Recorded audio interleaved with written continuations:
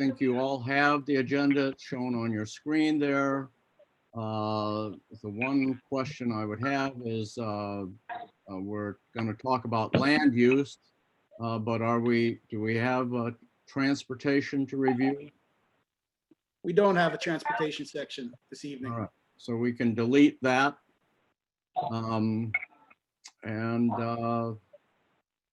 So can I get a motion to approve the modified agenda that has just planned use?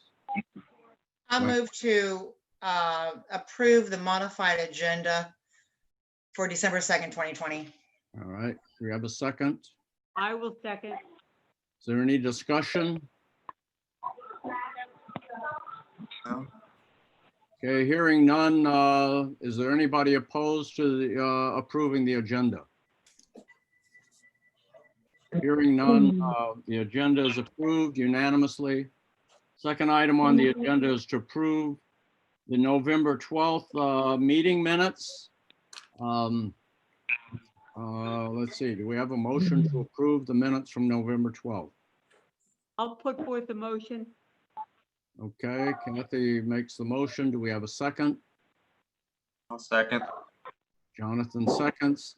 Is there any discussion on the minutes before we put it to a vote? Are there any other changes? I know there were a couple that Fran took up.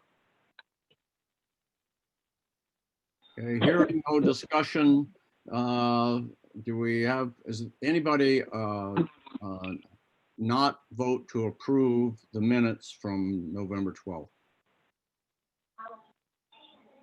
Okay, hearing none, the motion is approved unanimously. The next thing on the agenda is discussion of public land use section in the comprehensive plan.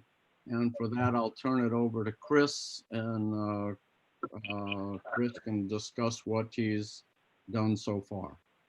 Okay, this is can everybody hear me first? Checking. Yes. Yeah, good. Okay. So the land use is kind of the foundational part of a comprehensive plan. And the way that I've structured this is that the first part of this chapter, chapter 4, discusses existing conditions with not a lot of detail, but enough to give the reader a sense of what land use is and what the use of land in Chesapeake Beach is all about. And so you see that there's an existing land use map in each color, which is on page 3 of the plan. By the way, let me just say, has everyone had a chance to read the entire document? Yeah. Okay, because that helps. Yes, I have, and I have some questions once we get to it. Right. Okay. So, Larry, would you like me to share my screen and just go through the document slowly, not necessarily page by page, but so I can point to maps and exhibits? If that works best for you, that's good. But before you start, just a review. I was trying to construct in my mind the complete comprehensive plan. So would you correct me as I go through it? But chapter 1 will be an introduction to the plan. Chapter 2 is the population of Chesapeake Beach. Chapter 3 is municipal growth.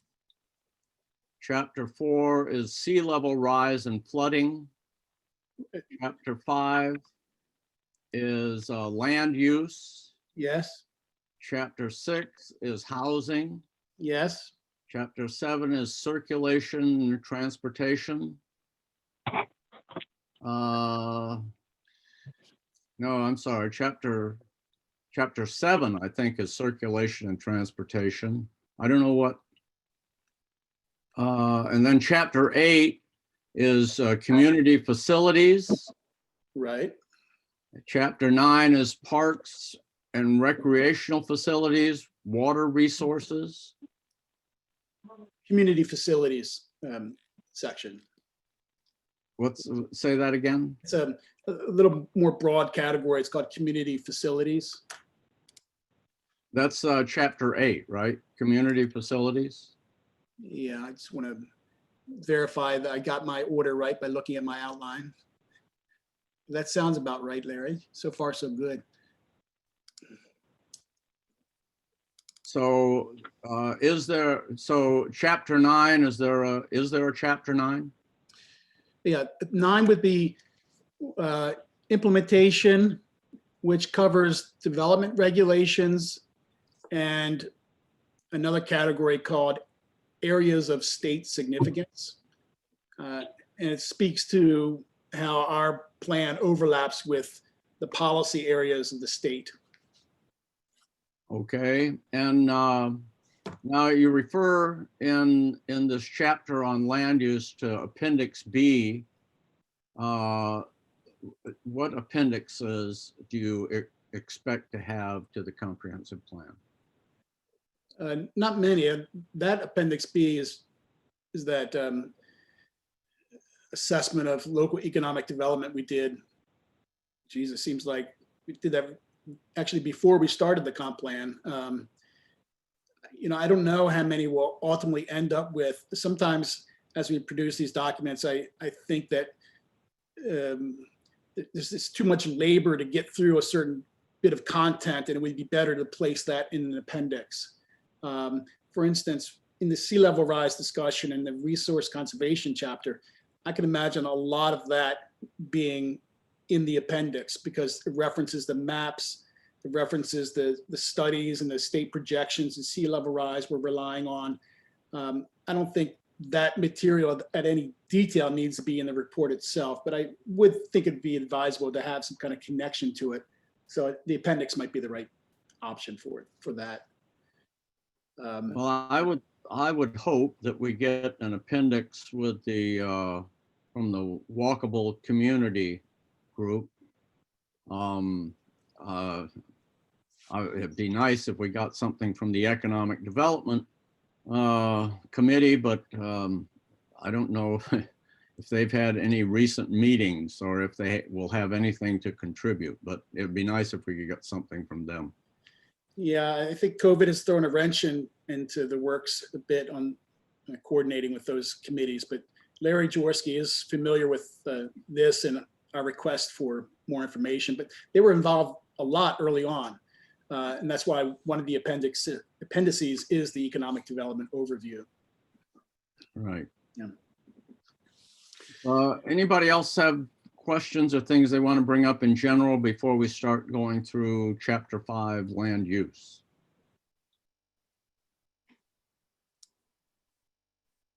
Well, I guess my only question, Chris, Yes. and maybe we need to wait till we get down there, is about the flooding. Maybe we should wait. Should we just go in order and talk about the different topics as we go in order? I don't Yeah, want to like. That's what he plans to do. So Okay, let's just wait. Let me just wait until we start at the beginning and just go through it, if that's Beginning of okay. this chapter 5, right? Now, yeah, chapter 5, exactly, land use, right, exactly. Mhm. Let me see if I can share the screen. I think I can. And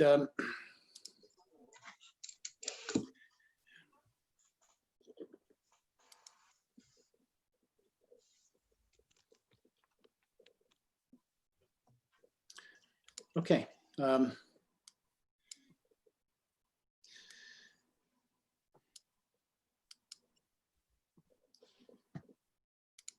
Is it chapter 4? Or does it just show, oh, chapter 5, I see. It's Yes, sorry. Roman numeral 4. Sometimes I forget how to use Roman numerals. I think what I did was copy the chapter 4, what do you call it, formatting. So it all Yeah. lines up and I didn't Right. change the number. So yes, this should, for folks at home, this is chapter 5, not 4. So the first part, as I mentioned, discusses existing conditions.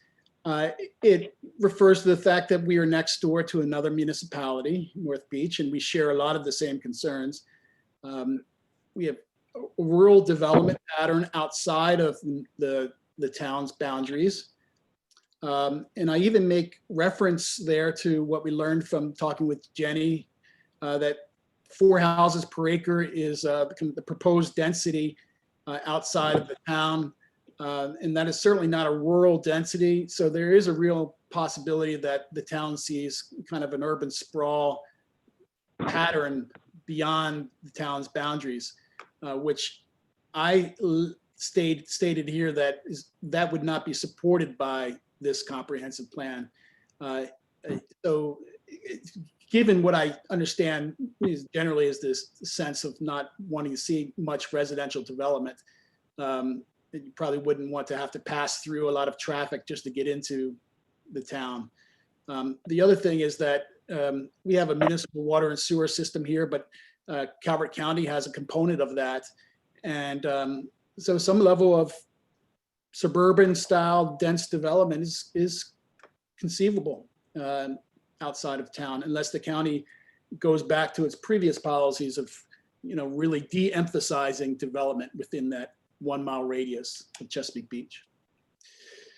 Here's a map that Chris, on that point, there's not much we can do about what happens in the mile radius outside the town. Well, we have little control over land use decisions there, that's for sure. But state law does provide a lot of avenues for the town to deal with this. For instance, the town could annex land and then control it. So if there's going to be an increase in development, why not have the town, benefit from the tax base and control its pace and quality of development? So that's one thing. The other now, do the residents in an affected area have to agree to being annexed? Not always. And typically what we're annexing is land that's not developed. So if some smaller parcels are brought into the annexation because they're next to or in the same vicinity as the bigger parcel, that's okay. And municipalities sometimes annex people or properties over the objections of the owners. It's rare though. More likely what happens is that a town annexes a large parcel, it provides it with the municipal services, and then the adjoining parcels say, hey, I'd like to connect to wastewater treatment plant too, because I have to replace my septic system and it's going to cost me $25,000. I'd rather connect to the pipe that goes past the road. You see, so eventually you fill out the town's boundaries in a rational way, over a period of decades. So that's the reason for the municipal growth requirement in state law, is to identify areas where the municipality wants to grow and expand. However, we've not dealt with that here. The previous 2 iterations of this comprehensive plan never envisioned going outside the town's boundaries. And even though they acknowledge that we're building out, there's not much land that can be built anymore, the policy's been not to go out to expand, but if you wanted to revisit that, we could take that up as part of the municipal growth chapter. But I sense that this planning commission is less receptive to the idea of growth and development. So a tighter, compacted town might be preferential than a large growth area around it. Well, we did discuss at one time Randall Cliffs, I think, and that area adjacent to Summer City as an area that'd be useful to expand as a park area. Yes, that's right. But anyway. I do Okay. recall that.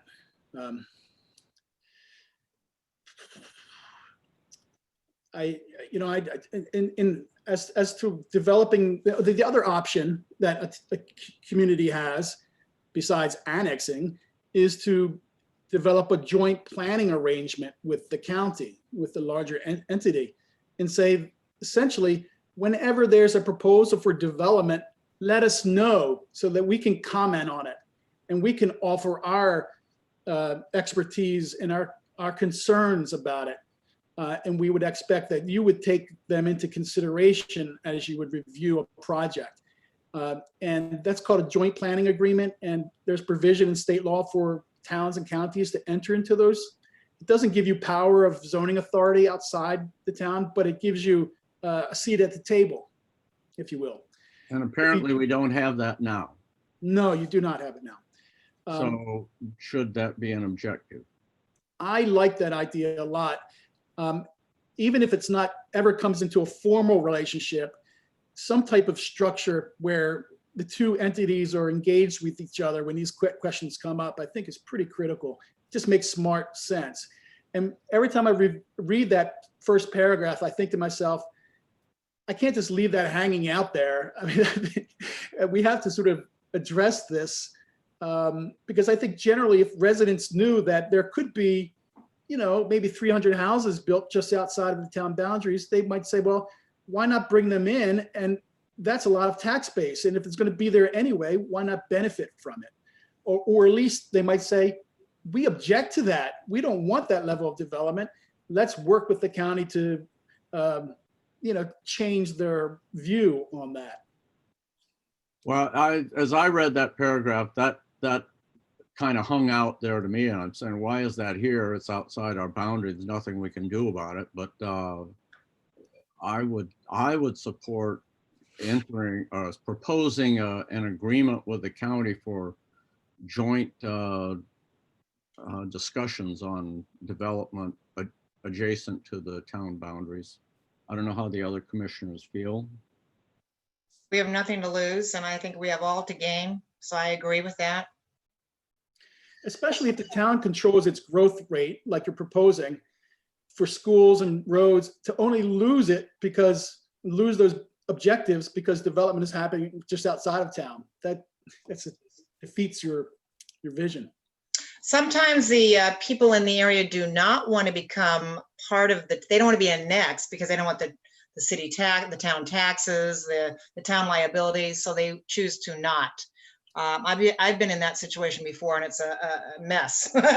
But if they have nothing to lose and they appreciate the gains, then I think it's something we need to look into and we need to do. Right. Absolutely. Right. Okay, so I can I made a note to come up with some language about recommending that essentially would be recommending that the town develop a joint planning arrangement with the county. I don't know that we need to say much more than that, except to explain what a joint planning agreement is. Yeah. And I actually think the county would appreciate that outreach, candidly. Good. Good, let's do it. Okay. This is an interesting graphic on the screen right now that you see. The town of Chesapeake Beach is unshaded, it's white, and you can see kind of the fishing creek and the bay and all that. But you see the dark green landmass around the western border. That's all land that's permanently preserved as open space. So that is the town's green belt.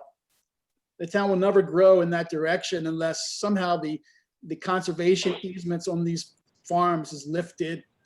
The lighter shade green is agricultural and resource preservation type of land uses. So that's again something in the county about, the county doesn't want to see development in those particular areas. Right. Everything that's yellow is eligible for development in the county.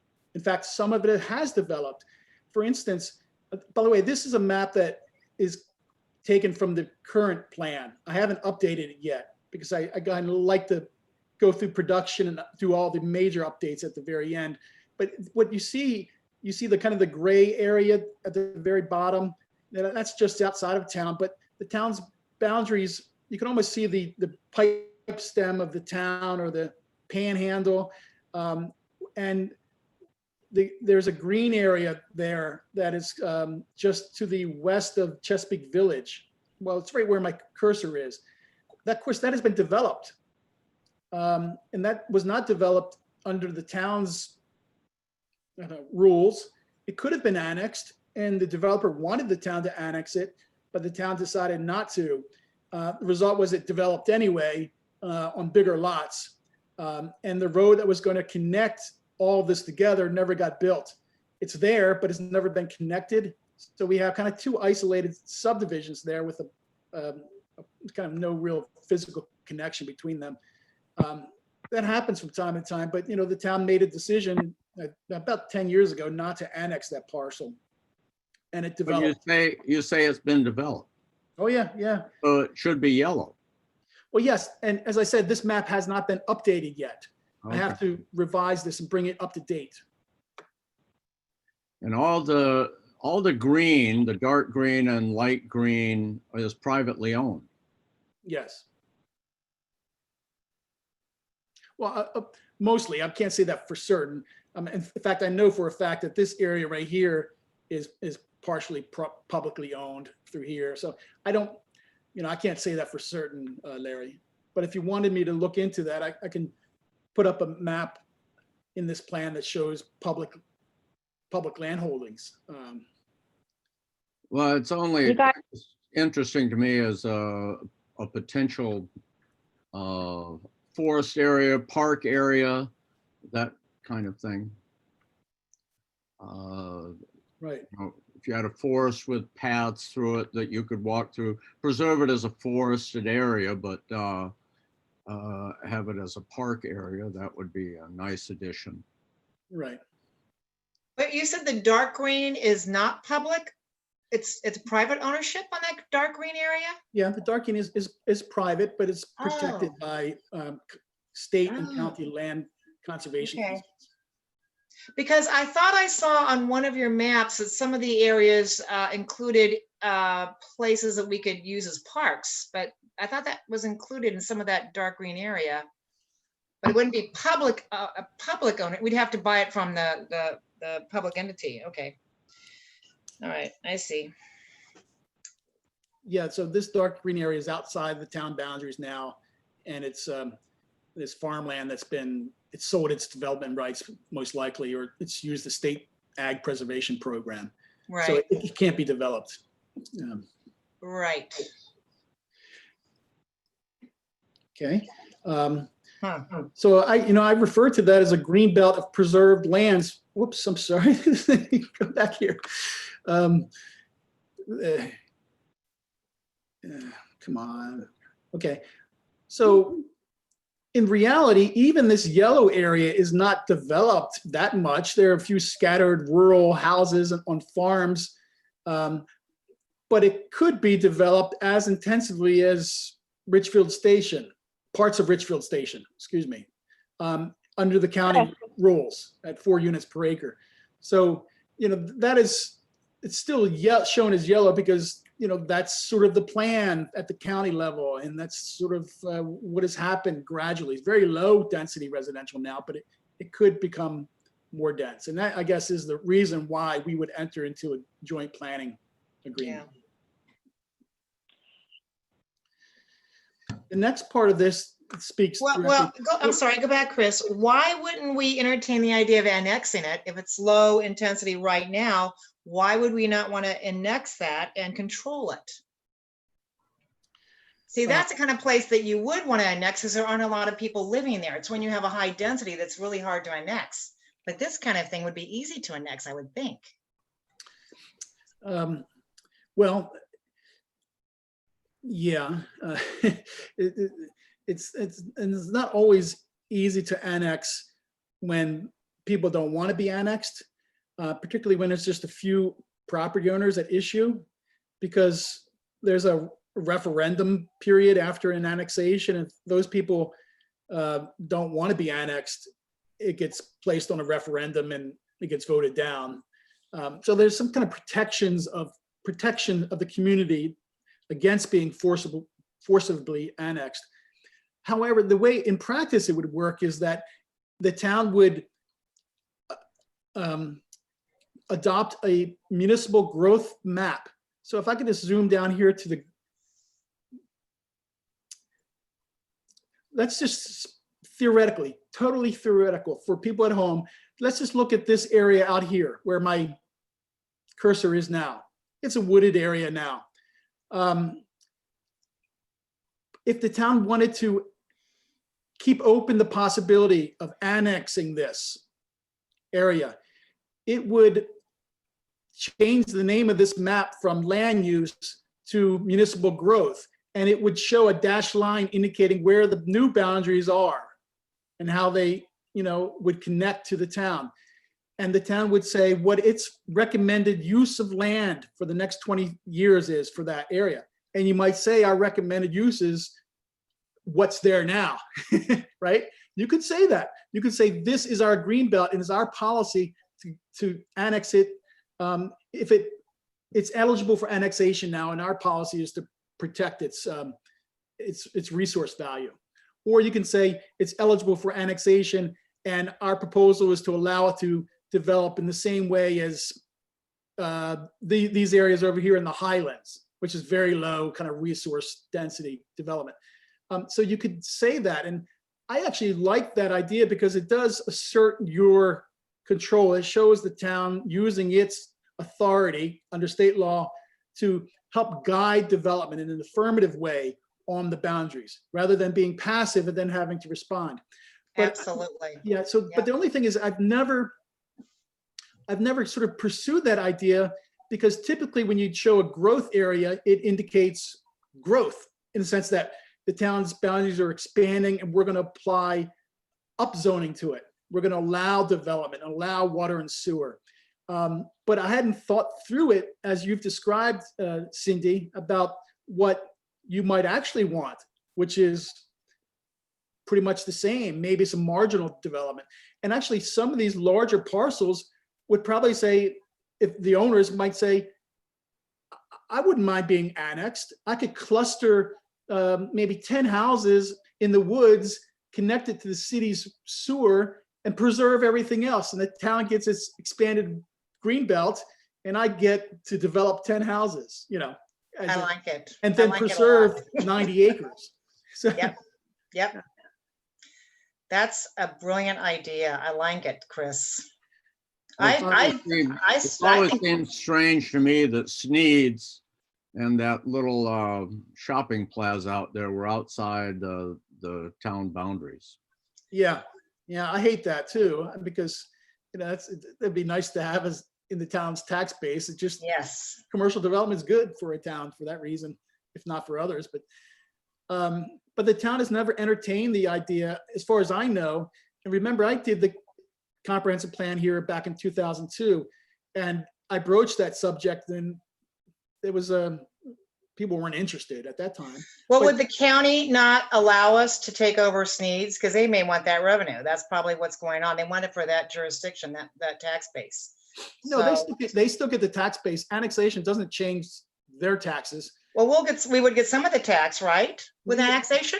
You would get added tax. The property owner would have to pay more tax. and Okay, that they'd have would go to the increase their town. tax base. That's right. They would have to increase it. Yeah, That's the right. county doesn't lose anything through That's annexation. right. So Okay, Sneed's that's would right. pay both county and town Mhm. taxes, That's then, right. which they Yeah. aren't That's paying now.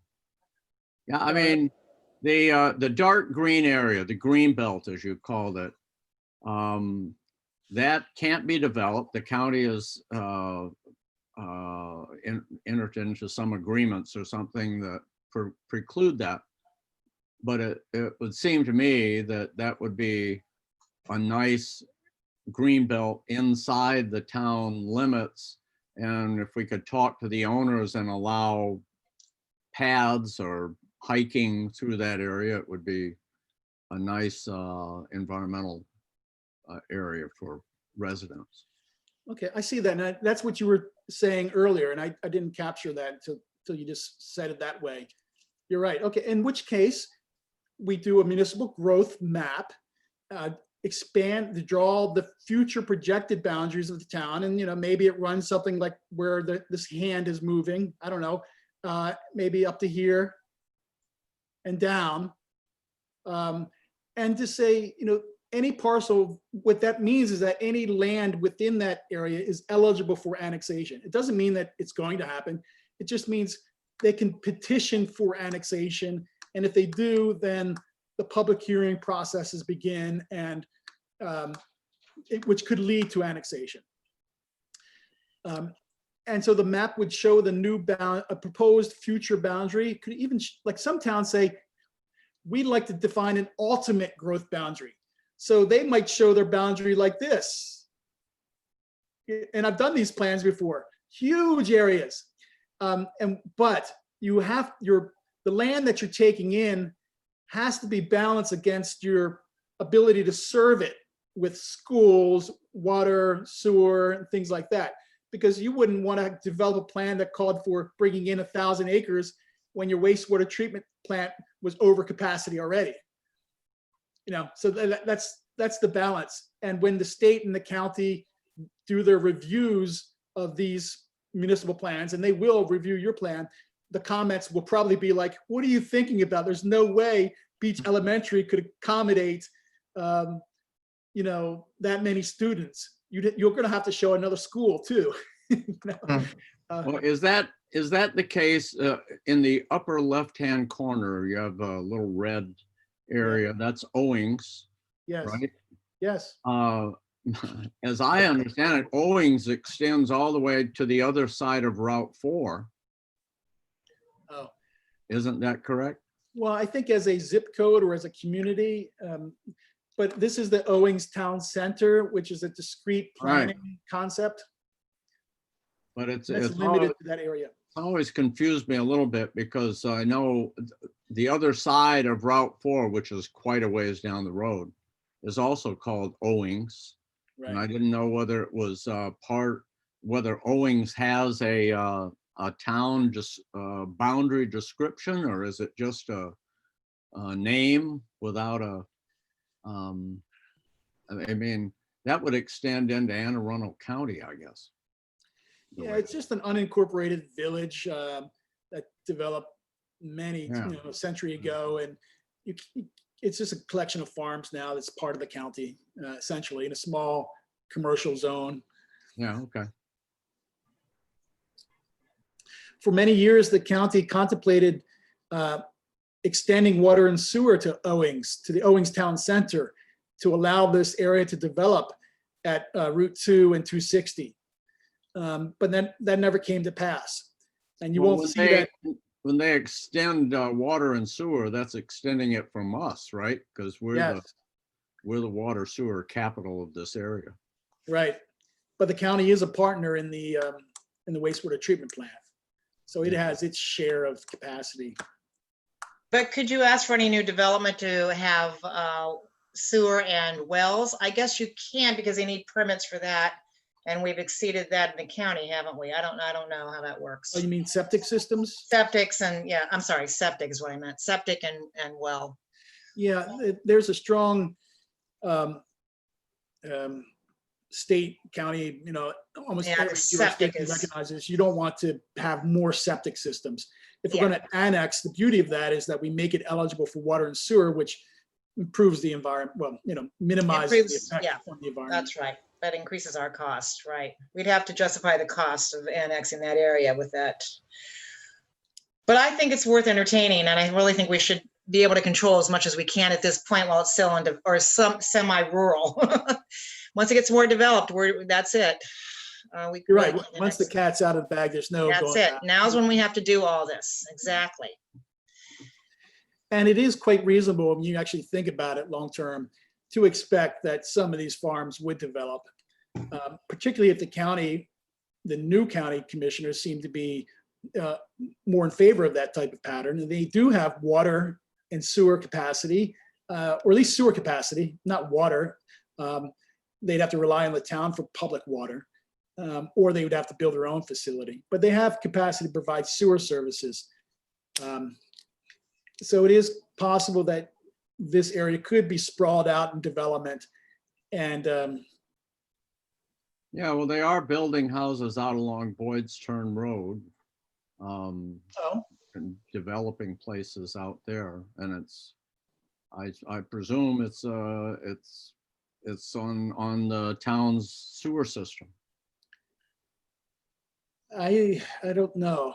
Yeah, well, So worth looking into. Okay. Can you guys hear me? Yep. Okay, so while we're on this topic, I'd like to circle back to what Larry said about Summer City area and that area, and talk about it as it relates to sewer. So the plan for that area, I imagine, would be to get sewer because of the environmental factors. Is that a wrong assumption? No, if those houses there were connected to sewer, that would substantially reduce the amount of nitrogen going into the bay there. It would be a big environmental win. Right. So who initiates that? Would that be the county, or would we want to put something like that in our comp plan, whether it's through one of these joint planning agreements or through an annexation? Because I know they have that big lawsuit going on about the nitrogen, and it's not going to look real good if the areas right up next to the bay aren't even hooked to water and sewer. Well, right now it's a problem, and it's a problem outside of the town. So in many respects, in sort of public policies view of the world, it's not a municipal problem. It's not a Chesapeake Beach problem. It's a county problem that they need to address, and they've known about for decades. If you annexed it, then it became a town responsibility, and the town's going to be on the hook for all those consent orders. But the town, I mean, so the county has capacity in the town's wastewater treatment plant. So it could decide to use its capacity to fix this environmental problem, rather than using its capacity to lure development up here. So the capacity is available. I don't know how much capacity the county has and if it has enough to serve this area, but certainly there's a connection there that could be made in the county, and that would fix this issue. It seems to me it's preferable to us to fix the Summer City sewer problem as opposed to reserving sewer capacity for future development outside city limits. I mean, Summer City's there. Why don't we ask Mayor Mahoney to draft a letter to work with the county on doing that? I think if we can encourage the county to spend their money instead of the city spending our money or trying to annex it, I think we're better off. So I think that would be the first step. I would recommend is asking Mayor Mahoney to work with the county on trying to handle that sewage issue, because they may have just forgotten it with all their other issues. And so it's something we have to bring up and remind them. But I think if we get involved, then as Chris says, we incur all those costs. We add, that liability to our tax, to our issues, so our budget. So Chris, is that a possibility to ask Mayor Mahoney to work with the county on that? I don't know that we know enough about the complexities yet, but we certainly ask him. I would love to have a kind of a work session with the people that know this issue inside and out. I just don't know enough about it. It may be that that's the last thing the mayor of a municipality wants to do. So there might be a valid reason why the elected leaders of the town would not want to engage in that discussion. If the town were to extend its, first of all, the town has a limited supply of capacity. Well, I mean, it's big, it's a lot of capacity, but it's discrete and it's hard to get any more. But it could decide to give what it has to solve this environmental problem. And it could solve that problem without annexing it. In fact, it could extend the sewer and water there and charge out of town rates, which could be 4 times what each of you pay for your water and sewer.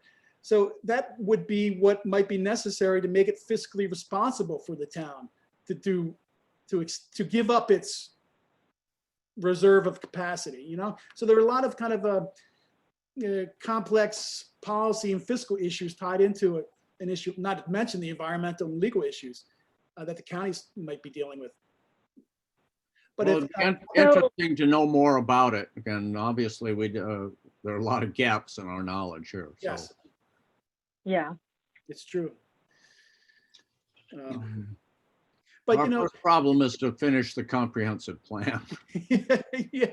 So, maybe we put an asterisk next to this, and even if the plan simply said we've identified this issue as a concern, and we would recommend that the county and the town work to some resolution, or that the town learn more about what the issue is. No, it could be something that once this plan's done, you invite the players in for a work session so you fully understand it, and then you can craft a policy recommendation.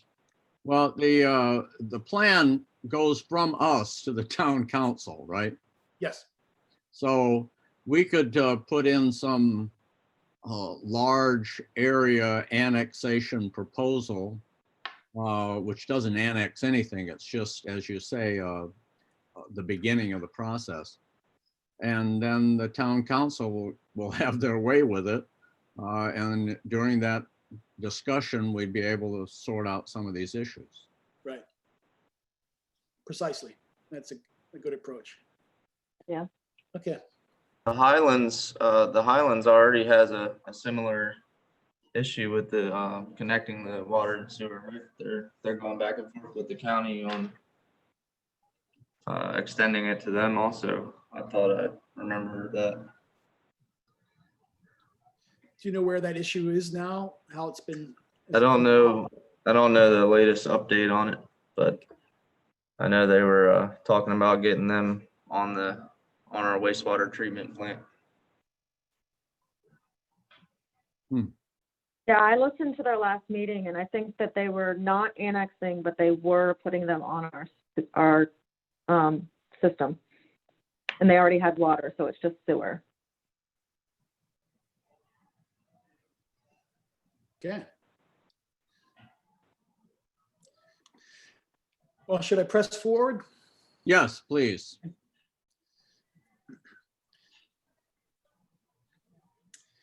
This map shows the existing pattern of land use. And then the following pages is where I make observations about the topic. And, it's most of the town, interestingly enough, is in some type of resource use like wetlands, stream buffers, forest. It's quite remarkable. And many towns can't say that. The other major land use is residential.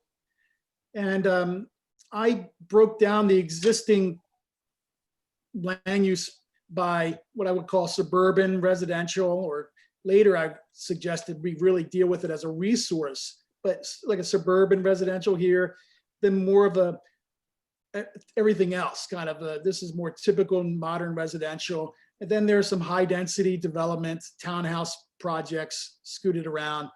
The red is commercial. All the existing, every parcel that's in commercial use now is shown in red. The blue, or the gray blue, is institutional. The community center, the school, American Legion, the church, the volunteer fire company, wastewater treatment plant.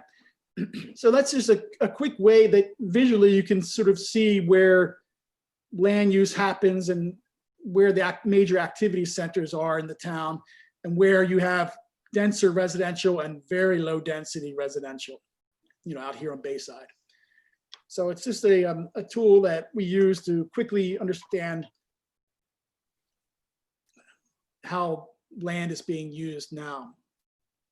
So these parts of the report just discuss where we are with respect to each of these major categories: residential land use, commercial land use.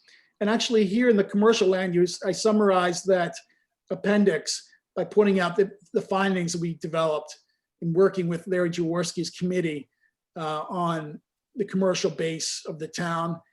And, with this number, at the very bottom of page 5, this statement, I think is really consequential. And in 2018, there were only 12 retail establishments in the entire town. This is less than the 20 years ago. And I forgot, I have somewhere documented how many we had 20 years ago, but it was considerably more, and we have more population now. So things are sort of weeding out a little bit. Chris, can I interject one thing though? I did some research on that. Oh. We actually have more, businesses than we think we do. They're just not in the commercial buildings. We have a lot of home. For example, we have a CPA in a home. We have a lawyer in a home. We have some businesses that you're not documenting that are not in the commercial town center or in the commercial areas. So I'm concerned that we're misleading a little bit here. We actually do have other establishments. They're just not where we think they are. And I looked them up today on the internet, so I know they're there. And the other problem is, you know, in some of the other things that we've talked about here, we've included North Beach as part of our base because we kind of join in with North Beach. And I hate to exclude the idea that because there's a dentist in North Beach, that we don't have a dental facility and we don't have a medical facility, because we actually do have a medical facility in North Beach. And the problem is, if you don't understand how these types of businesses work, you don't realize that you can't really have more than one medical facility, or the other one can't survive, financially. So Right. I think we got to be careful on what we say we have and don't have. I do know that we are not correct in when you list it down here as no law, no finance, no medical. We do have some of those, and they're just not. If you look on the internet, they're listed as in Chesapeake Beach.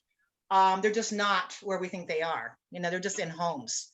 I think a lot of people now are realizing they can't afford some of these costs, these prices of these commercial centers. So they're moving out into especially professionals.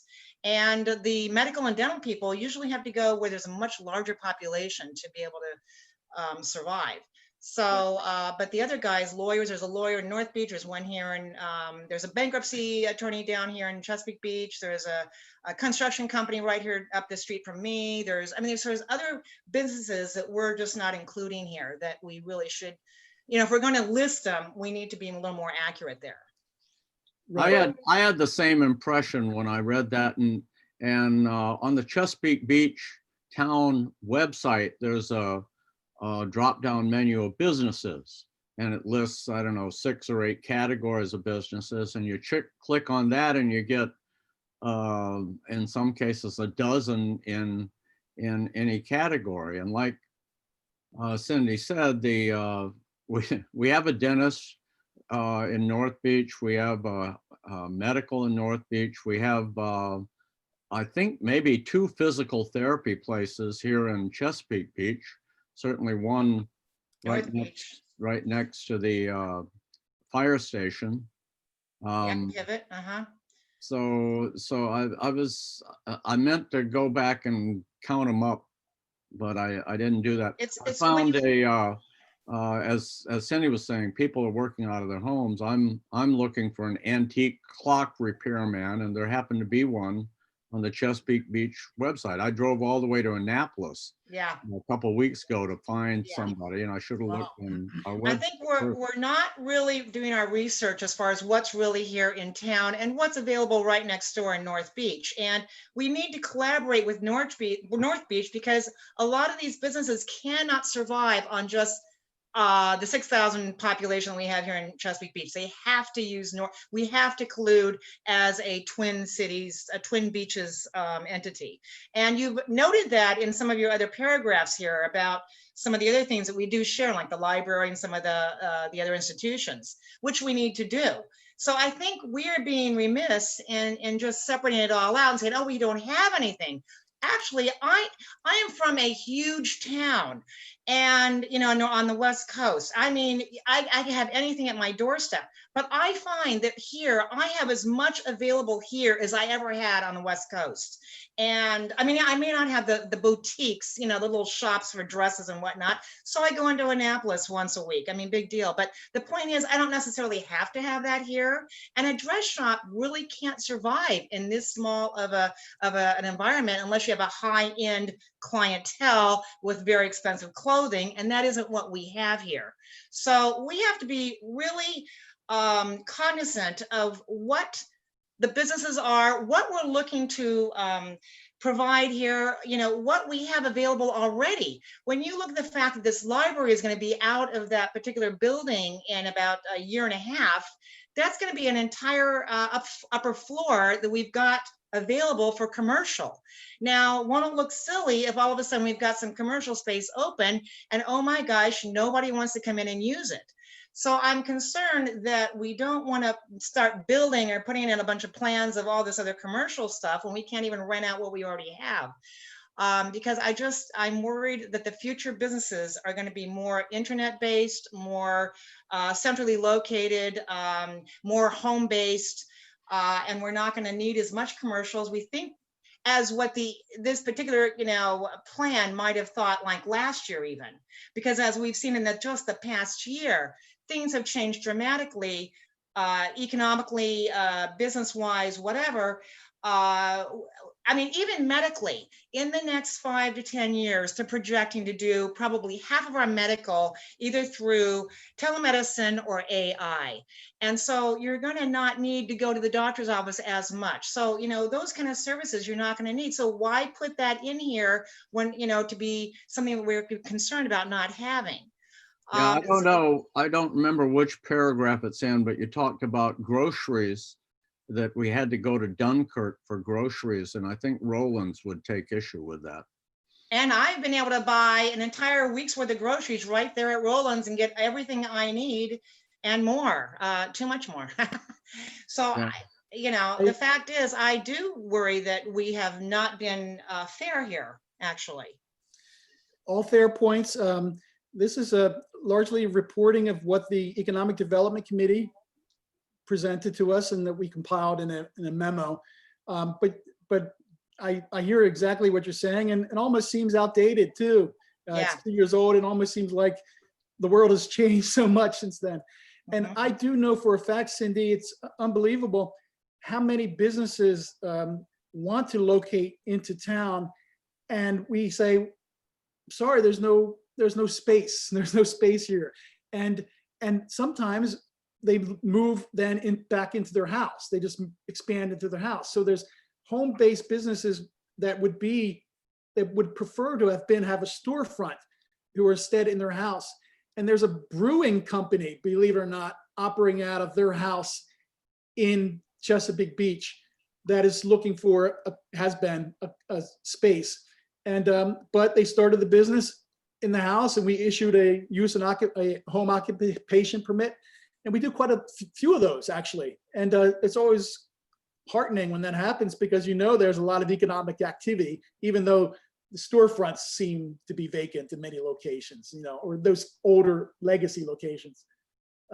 So yeah, how about I revise this whole section and maybe even rethink whether it needs to be here. I really like the discussion that you're talking about, the overlap. I put some notes here, and so noted. And Can I ask, what is AI? Artificial intelligence. Oh, okay. I'm not sure. I thought so, but I wasn't sure how that related to Medicine.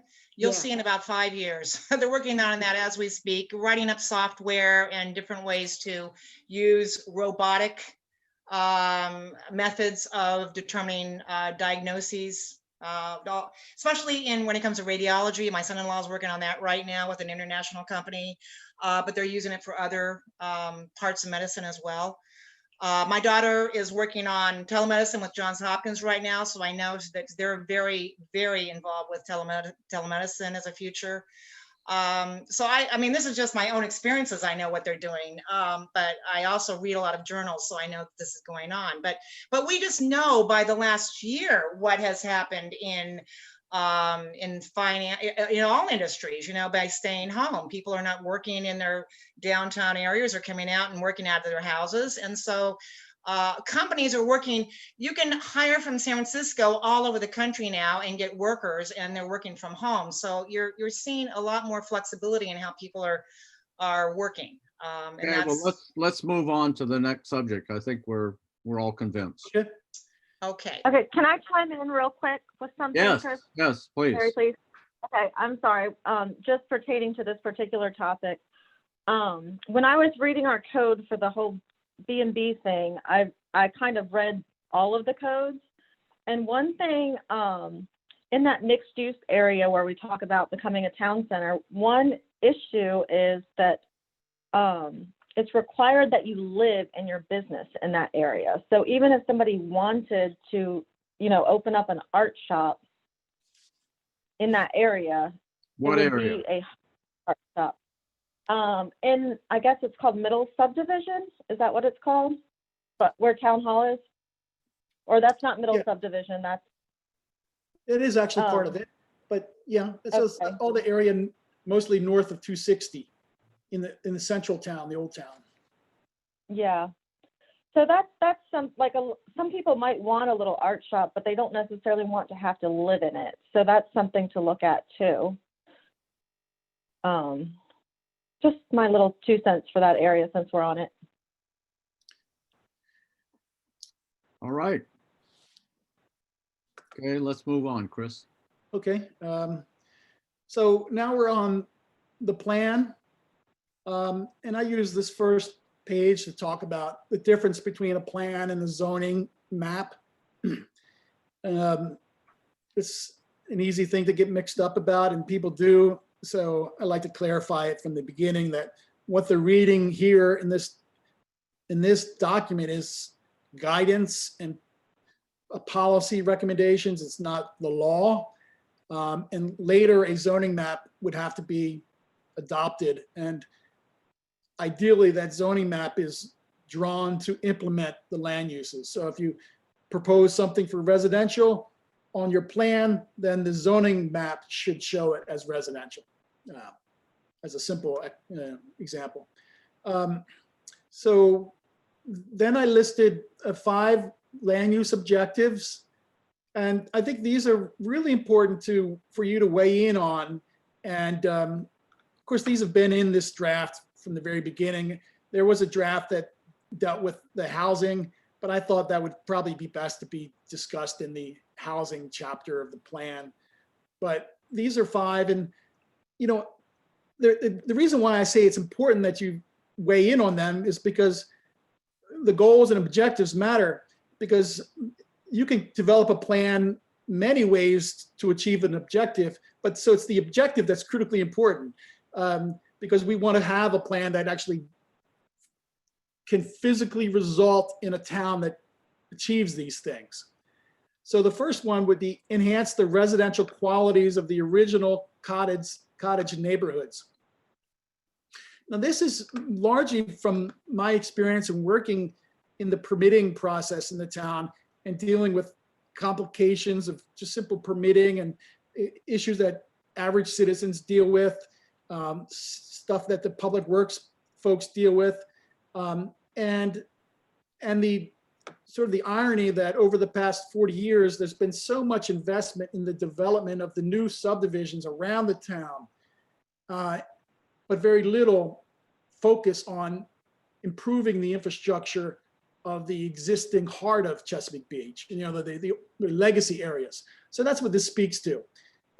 Really turning our focus now, not on growing and bringing land in for annexation, or, like those Richfield Station and Chesapeake Village, but refocusing our attention on what has been here all along. Well, when I read that, I really don't know what it means, because when you say enhance the residential qualities, that can mean a lot of different things, and I think we need to be a little more specific. So if you mean enhance the residential qualities, i.e. the infrastructure or the, I'm trying to figure out, can we detail that a little bit better? Can we make that a little more precise than it is? It's so vague right now. You're referring to the infrastructure, is that it, Chris? Yeah, mostly, but also some things like code enforcement. Can we include that in there, in that first one? Yes, yeah, I think there's all good stuff. I think we need to do that. When we were talking about street lights, safe crosswalks at key locations, sidewalks where they're needed. We have rights of way that are really expansive for a lot of these streets. I mean, they're bigger than you'll ever need a road. So there's space to plant street trees or to do bioretention to treat stormwater. there's a lot of opportunity here to address, well, there's an opportunity to address problems in a way that beautifies the existing neighborhood. Yeah, it's interesting. When I read that, I was thinking, because later in the document, you refer to, I guess, the cottage, the residential cottage buildings, the houses, and how new construction should reflect that, not necessarily to make the houses look old, but to make them look like they, are similar to the current residential buildings here. So, but that had a little greater detail than this one sentence. Well, that's the beauty of being vague, right? Because the other element of residential quality is the design standards that you've been talking about, because they could affect the quality of new development. So you don't have those kind of worst case scenarios like you've talked about in North Beach, where you have the stacking of tall units. And Well, so even it's a broader thing, but even what I deal with day to day is, and the staff does, is more of the infrastructural, physical things. yeah, well, certainly the design has been impacted in Chesapeake Beach along B Street, because you have two brand new structures, two residential houses that do not, visually fit in with the surrounding houses. And it's not just due to their size, it's due to their design and architecture. They look very modern, very California. My neighbor calls the one the dentist office, because that's what he thinks it looks like. So it certainly is here in B Street. And I think as far as having some guidelines about that would be great. But I know I'm premature because you talk about that later in the document, but it certainly fits. Right. Does anybody mind if we include such things as enhance the qualities of the town's original cottage neighborhoods, including but not limited to infrastructure, design, beautification, and safety? I mean, I think we need to, give more details as to what we're talking about here, because it's so, it's so vague that I would think it'd be something that people would go over and go past and, Okay. and just dismiss. So I think if you include at least those infrastructure, design, beautification, and safety, you're looking at a broad scope of things that improve people's quality of lives. Well, this is a list of objectives, and then we get to implementation later, which would be more specific, I would think. Right, but if you don't have the objectives precise, people kind of the objectives are extremely important. The implementation is a whole different ballgame, because they may or may not decide to do that. But if you look at the objective and go, oh yeah, we really do need to work on the safety issues, the sidewalks, the infrastructure, then they might go to that objective first and say, yes, we definitely need to work on that. So I mean, if we don't sell it with the objective, they're not going to go down to the detail of how to implement or what the details are. So that's my concern about that objective. Am I the only one who feels that way? Or I don't know, I feel like I'm talking to myself here sometimes. I think that's good. Yeah, I think I agree with Cindy that these are a little vague, and we could probably maybe come up with some objectives that are more specific and bring them to maybe the next session or the next time. Because that's like about 5 objectives. And I think we wanted to preserve the cottage character as another separate objective. Well, that's a design. I have that as design. See, that's part of the design element. So you've got design, but if you include that as that first objective, I mean, there's, you will hit on that as one of the first things they'll do is look at that whole notion of we've got to do something to keep the character of Old Town Chesapeake Beach. So Yeah, so if we wait though, Lori, if we wait, we may not come back. I mean, I'm afraid we're gonna be under transportation next time. We won't get back to this is my concern. I gotcha. Is that right, Chris? Is that right? Is that what's gonna happen? I hope so, because I want to. Yes, I thought. You know, I actually thought, this is something I struggle with all the time, goals, objectives, recommendations. And I often get accused of having objectives that are way too specific. I certainly didn't do with that with number one, and you caught me on that. But the others, from an objective standpoint, we were talking big picture, are pretty specific. Right, the next one. And I don't want to get into writing recommendations in the objectives. But I wanted to also tease what it is that we're getting at, so people read this and they say, okay, I know what, in this case, what residential qualities means now. So Right. I That's think, probably, Bennett, yeah. you've improved this first one immeasurably. The others, to me, strike me as well-structured and specific enough to clarify what we're doing. Maybe number 4 I highlighted is a little vague, but it's also what shows up in almost every small town plan: protect the small town character and unique setting. But I added through regulations on new development. I mean, I made it very clear that later in the plan, we're going to be talking about design standards. So I specified that objective by sort of qualified that objective in that way. Well, can That's we good. say, okay, all right, that's fine. Anyway, okay. I have something else, Larry, when you have a moment, if somebody else doesn't want to talk about the other one. I would like to talk about number 3. I'll highlight Can I talk that. about in, like, Okay, so I totally want this to happen. But I do worry that, I just keep going back to what Bob said, that might constitute some sort of legal battle. And I noticed that in Richfield Station, which would be the area that applied to that, they have subdivided their land, and all of that forest land now says Richfield Station 2, where it used to say open space. And so now I just wonder what's going on with that property, because now the original Richfield Station doesn't seem like it has as much open space as it had before. And that whole area is its own lot. And so I'm just wondering why, and is it open space? Well, just to go to, for those that aren't familiar with Bob, we're talking about Bob Gray, a lawyer who had dealt in land use law for a long time.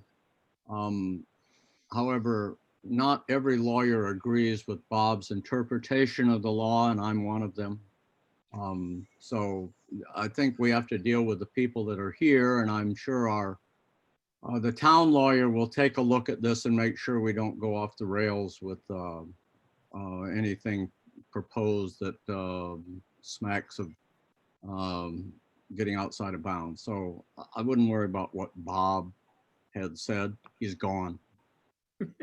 Okay, Chris, can you Oh, Larry. Oh, dear. I'll never forget Bob. Bob who? Somewhere. Hey, can you tell me the status of that land though right now? Is that land a separate plot that is now no longer associated with the rest of Richfield Station? I don't think so. I don't know for certain, but it's always been my understanding that what has been developed is developed, and that there's no more developable land within the Richfield Station, area. The land has been developed. And if you go to do the plat research, there's, like 40 or 50 separate plats that have been recorded. A lot of that land is set aside as HOA open space, but just like in Chesapeake Village, some of it doesn't say that, which is kind of gets to your point. Well, if it doesn't say that, and it just has the owner as some entity, in the case of Chesapeake Village, the entity is a private entity that developed the land. They're still holding it. Does that mean that one day in the future, if the ordinances change, they could come in with a new subdivision for that remaining part, possibly.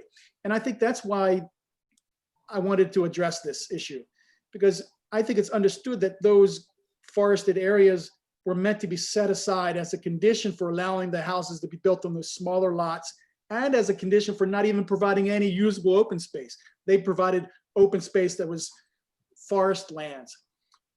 I'd like to see that those lands remain forest, and that, because they're so important to Fishing Creek in the Bay, and not to mention the quality of life in the town, but environmentally, this is all critical area stuff. And the loss of those forests would have an impact on Chesapeake Beach's environment.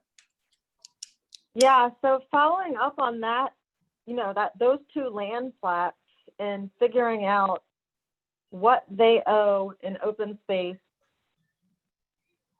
is probably an important thing to do, because right now, what I see on the Calvert County interactive maps is they are two separate plots, and in which case the first Richfield Station plat probably has not obliged to its open space requirement.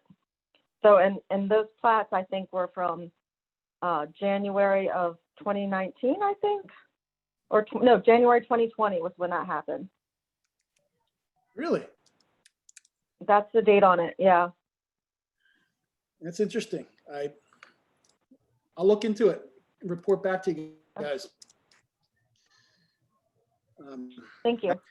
I have something to add on number 2. I think one of our goals I remember us talking about was trying to bring tourism here. I think it might benefit us by adding tourism to that paragraph.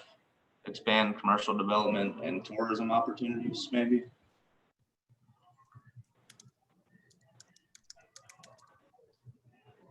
Emphasize it.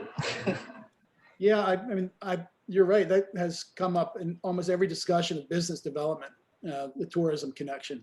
Yeah. At least so. Businesses and brings people here and makes people want to live here. So. Okay. Anybody else have anything to add to these? Number 4. Do we need to also include, besides new development, redevelopment and remodels? Or do we assume that new development would include those?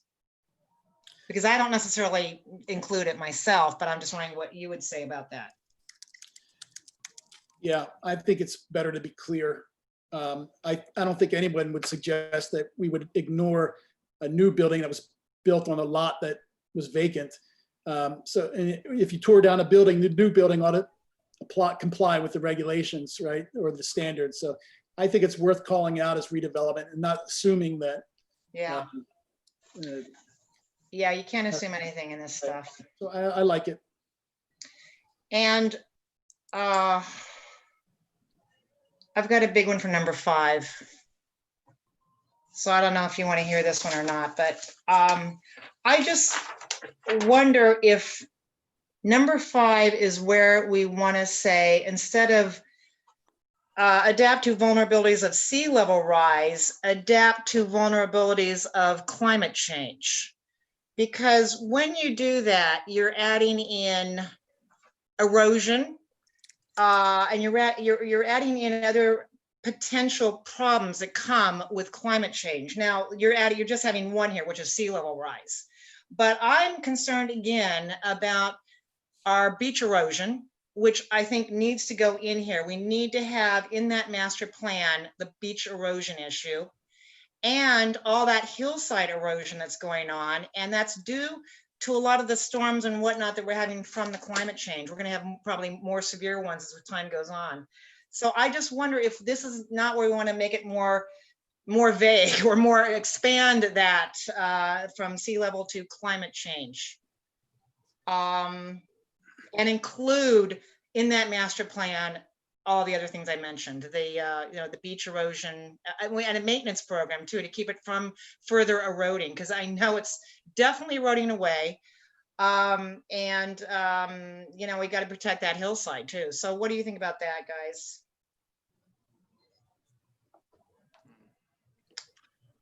I hear I cricket. think maybe, no, I think maybe a separate bullet, because you're right, the Brownie Beach cliff, eventually that's going to need to be addressed. The one by the boardwalk, and so maybe a separate bullet, number 6, you know, address, I don't know, some kind of wording that says that's part of our plan to actively address these issues of these environmental issues, where development has already occurred, but then that doesn't count for Brownies Beach. I don't know, some kind of separate bullet that says we want to actively address those things, because then we can get grants to address them. Well, can I just weigh in here? This is the land use chapter. So my intention here is to discuss the land use aspects of responding to sea level rise, flooding, not so much of all the other issues, which would be shown in chapter 4, where we talk about the environmental issues. And actually, there's a lot of that in there. And I think that's the proper place for that, Cindy. I mean, I'm not even meant, whether this is climate change is mentioned itself is immaterial to me, but the sea level rise in this discussion is about really changing the zoning from commercial and residential to resource conservation, because the wetlands are taking over, and to develop that land would be counterproductive to our efforts to deal with sea level rise. So it's what I'm talking here is that. However, the issue of building on the steep slopes is relevant. And later in this plan, I picked up on Kathleen's comments about building dense development on B Street or anywhere on steep slopes, but it's particularly along B Street. But in terms of the details of climate change causing perhaps greater storms, which saturate the hillside, which causes the sloughing off, I think it's better to go in the environmental section, because that's where we actually provide recommendations about the regulation of development and Okay. Grants and all that stuff. Here, I wanted to get to the point of that we would adapt to sea level rise, not in a way that maybe a big city would do. You know, we don't necessarily want to adapt to sea level rise by building big seawalls that ring around the town. Maybe we adapt to it by reflecting the fact that we're a coastal community, so we have some room to allow nature to move in, and we can create the park that we've talked about, this blue-green park, Kelmus Field. We have space physically to accommodate the natural processes. Whereas you might not in New York City, you're going to respond to it in a different way, more of a hardscape approach. So that's what I know. And I often read this paragraph and think maybe it's a little too corny. And I actually thought you might say that tonight. But Well, I would have said, instead of using the word honors, I would say promotes the town heritage. I'm not sure the word honor is the right one there, but I would say promotes the town heritage. there's no objection. I'd like to remove that too. Yeah, honors makes it sound like we're saluting the flag or something. I think it's more of we're trying to encourage old, the feel of the town, the small town heritage that we have here. So I think maybe promote the town. Or reflects one of those. Can't type. Or incorporates the town's heritage or something like that. I don't know. I just think the word honors kind of takes it away a little bit too weird. Okay. So if there are any other comments later on the objectives, we can certainly take them up.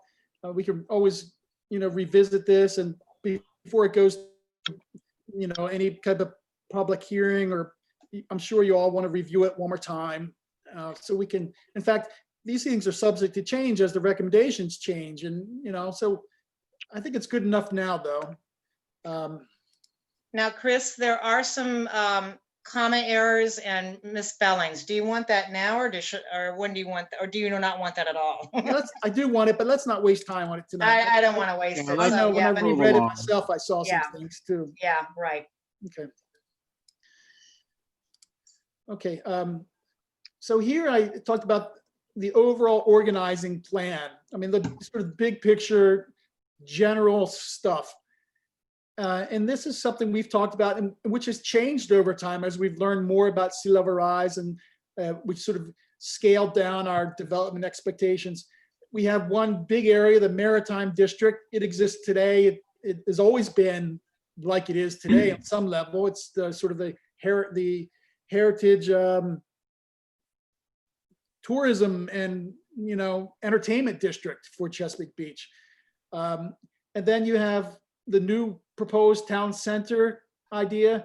And then this sort of gateway town center, it's a focal point, really. It's smaller. It's making it an attractive, nice gateway, creating some incentives to redevelop the land, pedestrian safety and the like. And down here on these commercially zoned parcels, doing the same thing, but even more scaled down, local serving, and you know, sort of that's sort of the arrangement of the mixed uses. Everything else is generally speaking, resource conservation and residential, which is the Well, base. the area you missed, Chris, is the 7-Eleven, Lito's Pizza, Mama Lucia's. Yeah, And that isn't recognized in this drawing either. And there are 4 or more businesses. I think there may be a couple businesses in the first floor of Horizons too. So there are, and actually, it was my intention not to show those because we're going to talk about them in the land use plan map. I just wanted to deal with this big issue, the kind of the big issue about where we're going to focus our attention. I don't know that we're going to focus much attention at Lito's, for instance, because it is what it is.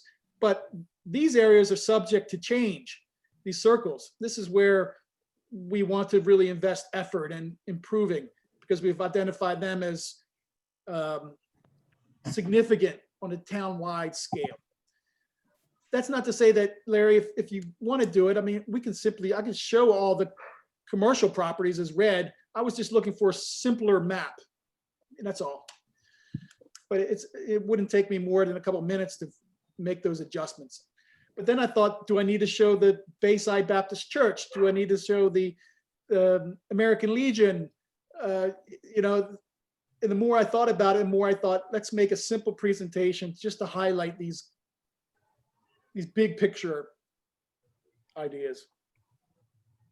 Now, if you look at the circle on the hill, it looks like it's taking in more than just 261. Is it taking in more than 261? Is it taking in the properties, a street west and east, or is it just the way you've got the circle here?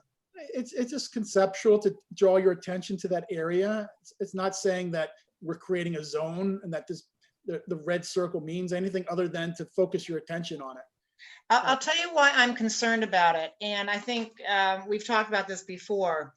When we start having mixed use and we start having, let's just say the 35 feet, 2.5 stories, whatever, you're going to possibly incur parking issues. And when we start addressing that, we've got, you know, we don't want to start having residential parking issues up there. And that's all residential right now. So I'm concerned about adding to the intensity of an area that really doesn't have any room for any parking problems. Now we might be able to have some parking areas down by the marine area, but the hilltop, there is absolutely no place for extra parking unless people start parking in the residential zones, and that concerns me. So we're changing the use up there. I mean, no, we're not changing the use necessarily. There's some commercial up there. There's 2 or 3 things that are low intensity, very little parking right now. They've all got it on site. But if you, again, go up another story, add residential, and as we know with residential, you don't just have 1 or 2 people living, you have usually you know, one or two plus their roommates and whatever, significant others, and you've got to have cars for everybody, and there never usually is, then you filter back down into the residential areas. So I'm concerned about that area up there, Chris, and I think other people would be too, if they knew that that whole area could become all of a sudden, you know, 2-story buildings with mixed use. And I agree with that. I think we've got to be careful about that. We've got to keep the mixed use where there's available parking, and we're not going to be, you know, encouraging people using the residential areas for other uses, you know, for more parking, et cetera. So, Right. Well, just I don't think- talking parking, you've got a lot more parking up by Lito's Pizza and Horizons than anywhere else in the town. Very true. So yeah, there's no reason to put apartments at the Hilltop place. It's fine that there's businesses and they all have enough parking for themselves, and we could allow the uses to be mixed there and in different buildings with their own parking, but and I know that one of the buildings is That owned is by not- somebody who will definitely make that happen. I know that one building will definitely double in size if he can do it, because it's raw and real, and they'll definitely increase it, I'm sure. So I'm just concerned that that is not an area we want to double in size overnight, or, you know, in whatever time period it would be, because that will impact that neighborhood. It really will. Who else agrees with that interpretation? Jeff Larson, do you have an opinion? Kathy Baralt, any thoughts?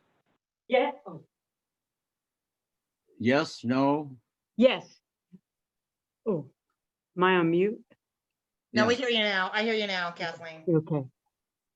what equals yes and what equals no? What did everybody say? I agree. Okay, that's Jeff, right?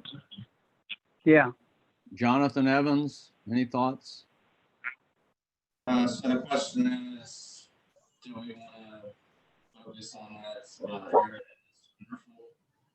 I'm not hearing him. Can you hear me? It seems to me most of the commissioners agree with Commissioner Greengold that the Hilltop commercial focal point, maybe we should get rid of that as a focal point. Based solely on the fear that there'll be too much parking?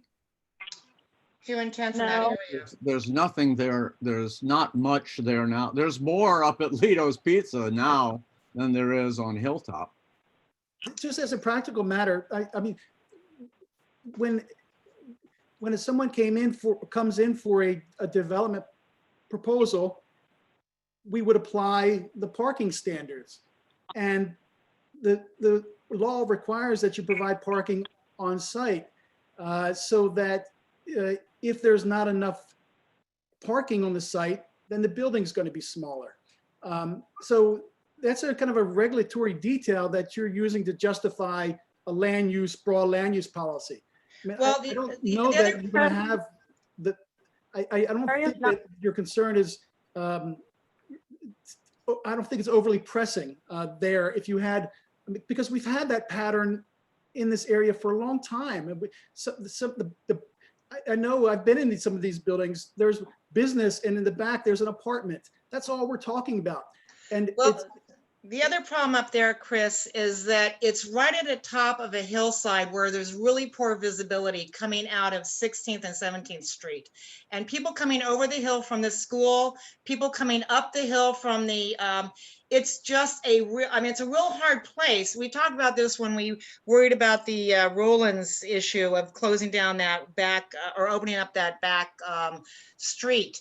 It's a real complicated place to get out of, and you will have to put a light there at some point if indeed we intensify that area. It's just too much happening right there as far as, I already have a problem getting out of the streets myself right now, and it's a very low intensity. So if you intensify that and let's just say double it, it will be, you will have to add lights and you know, it'll just be a little bit more than we thought of when we set this in motion to intensify it. So it's just from me living here and experiencing it, and all the people in the area that are concerned, they don't want to have it intensified. So I'm just kind of relaying their message here, that that's something they don't want to see happen either. Then I think if you follow that reasoning, then I think we have to change the zoning from commercial to something else. Because the current zoning ordinance would allow far more commercial and far more intensity than what this hilltop focal point idea does. I mean, this is actually a down zoning in practice. And haven't communicated that adequately to the commission, I guess.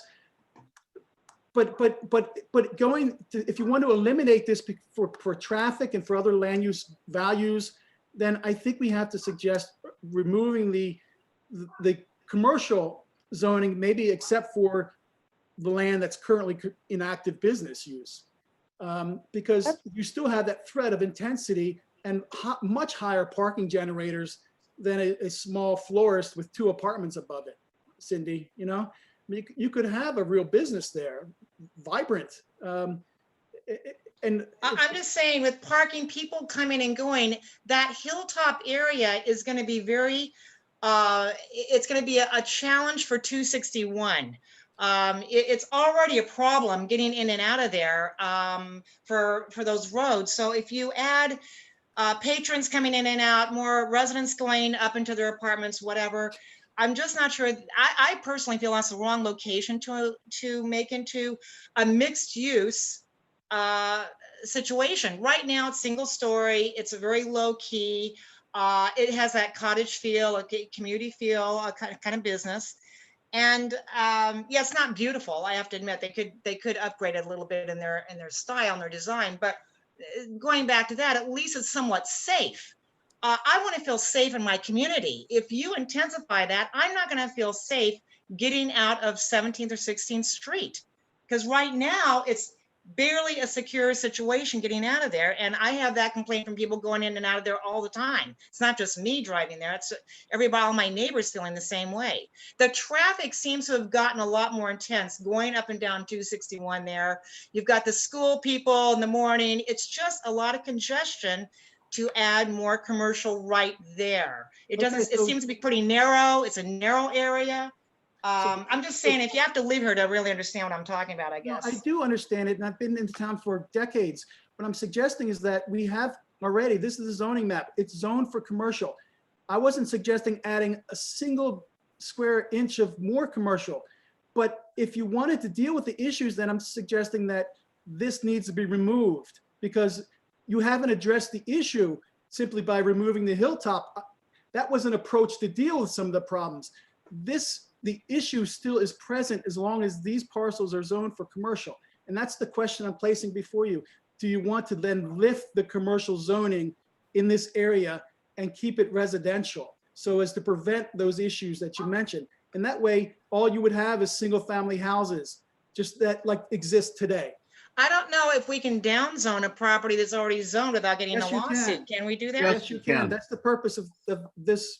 Well, this I mean, process. I would be in favor of that only because I think it would really enhance the small town feel of that whole area up there. But that's me, and I can't talk because I live there. So it would have to be other commissioners who would have to weigh in on that. I should recuse myself for that one, from that one. No, not at all. Well, I I just mean, wanna- I'm just saying that for my safety and comfort level, it would be the best thing. If that's what you have to do, unless you can just keep it the way it is with a single story commercial. But when you add the mixed use and you go up 35 feet and you get 2.5 stories and you intensify it that way, that's what concerns me. Because I could see, you know, the owner who owns part of that right now, he could buy out the other lady next to him and build that whole area up into a, you know, 35 foot situation and really make that pretty intense if he chose to do that. And I think you know Yeah, what I'm and talking about. there's a either or scenario with mixed use that doesn't have to allow residential over commercial, and that place is not good for residential over commercial. There's not enough room. It's by a school where there's lots of traffic. It's on a hill, so anything high would look extra out of place. So I am also in favor of either removing the commercial or leaving it as either or mixed use, but not for allowing intensification and residential over commercial.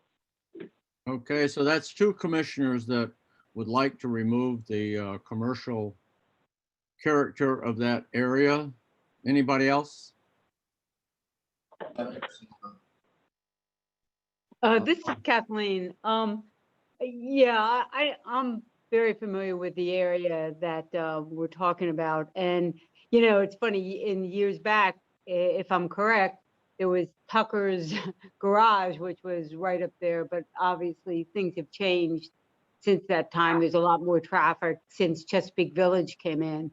But so I personally, I don't think we should have a 35, you know, have the height increased in those properties. I think we should either rezone it so it's residential, which would be, I mean, it's not like there's a booming business there right now. So I would recommend rezoning first rather, or keep it as a mixed use, but that would be my choice. Okay, Jeff or Jonathan, can we hear from you? Can you guys hear me? Hello? Hello? I can barely hear whoever's talking. Can you hear me?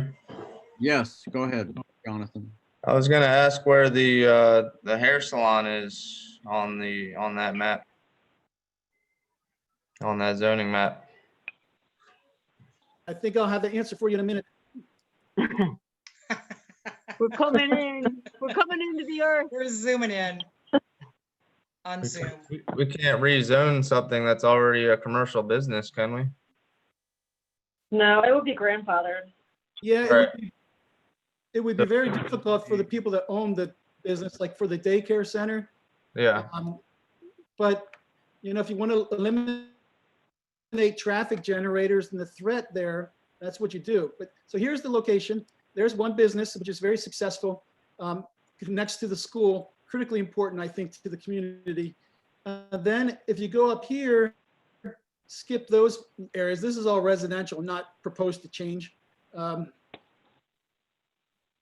There's a business in this house. There's a business in that house? Ah, Yeah. I didn't know that. See the sign? Yeah, there's a Oh, bar. no, you're talking about the hair salon. Yeah, the hair. Oh, the yeah, barber. that's Yeah, the the barber. barber shop. Yeah, the barber See shop. the amount of parking? Yeah, but the both parking's there on the sides? side. So it's sized to accommodate the small scale. This has been a business, I think, there was a gift shop here, and which was Beverly's. I don't know if Beverly's. it's- Right. there's the auto dealership. I mean, I think it would Formerly be difficult. Tucker's. See, Cindy, if you and then come out of there, you here's- you can't really see people coming up the hill, and it's really hard to see the people coming on from the south. It's a real difficult place to get out of at peak times.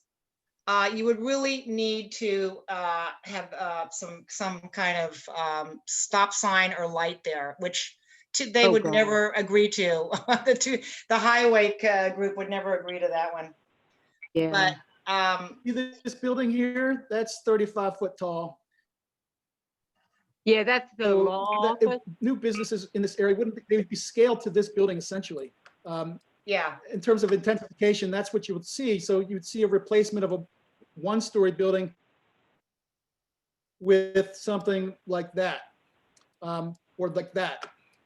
So yeah, it does change, but I don't think it changes things in any type of serious way. The one thing that you might consider is that we focus on the streetscape here and deal with those issues that you're talking about, Cindy, through streetscaping and traffic calming, and allow these businesses to continue here.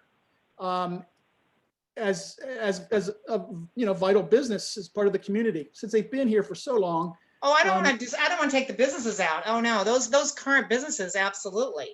I'm just saying, I don't want to make it a mixed use where you're going to add residential on top of it.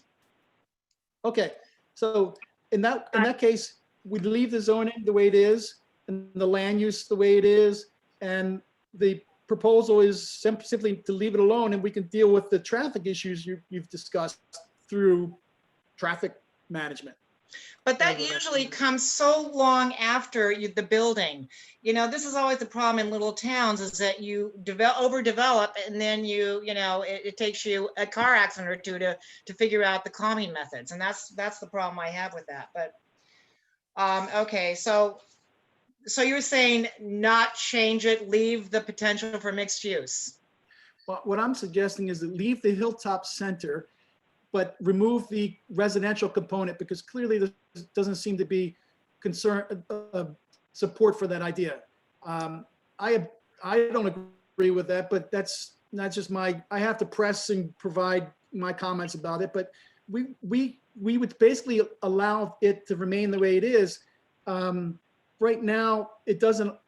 And right now, you can have, the way the zoning ordinance is, you can have an apartment in a business, but what we would be doing is saying you can have commercial there, and that's it.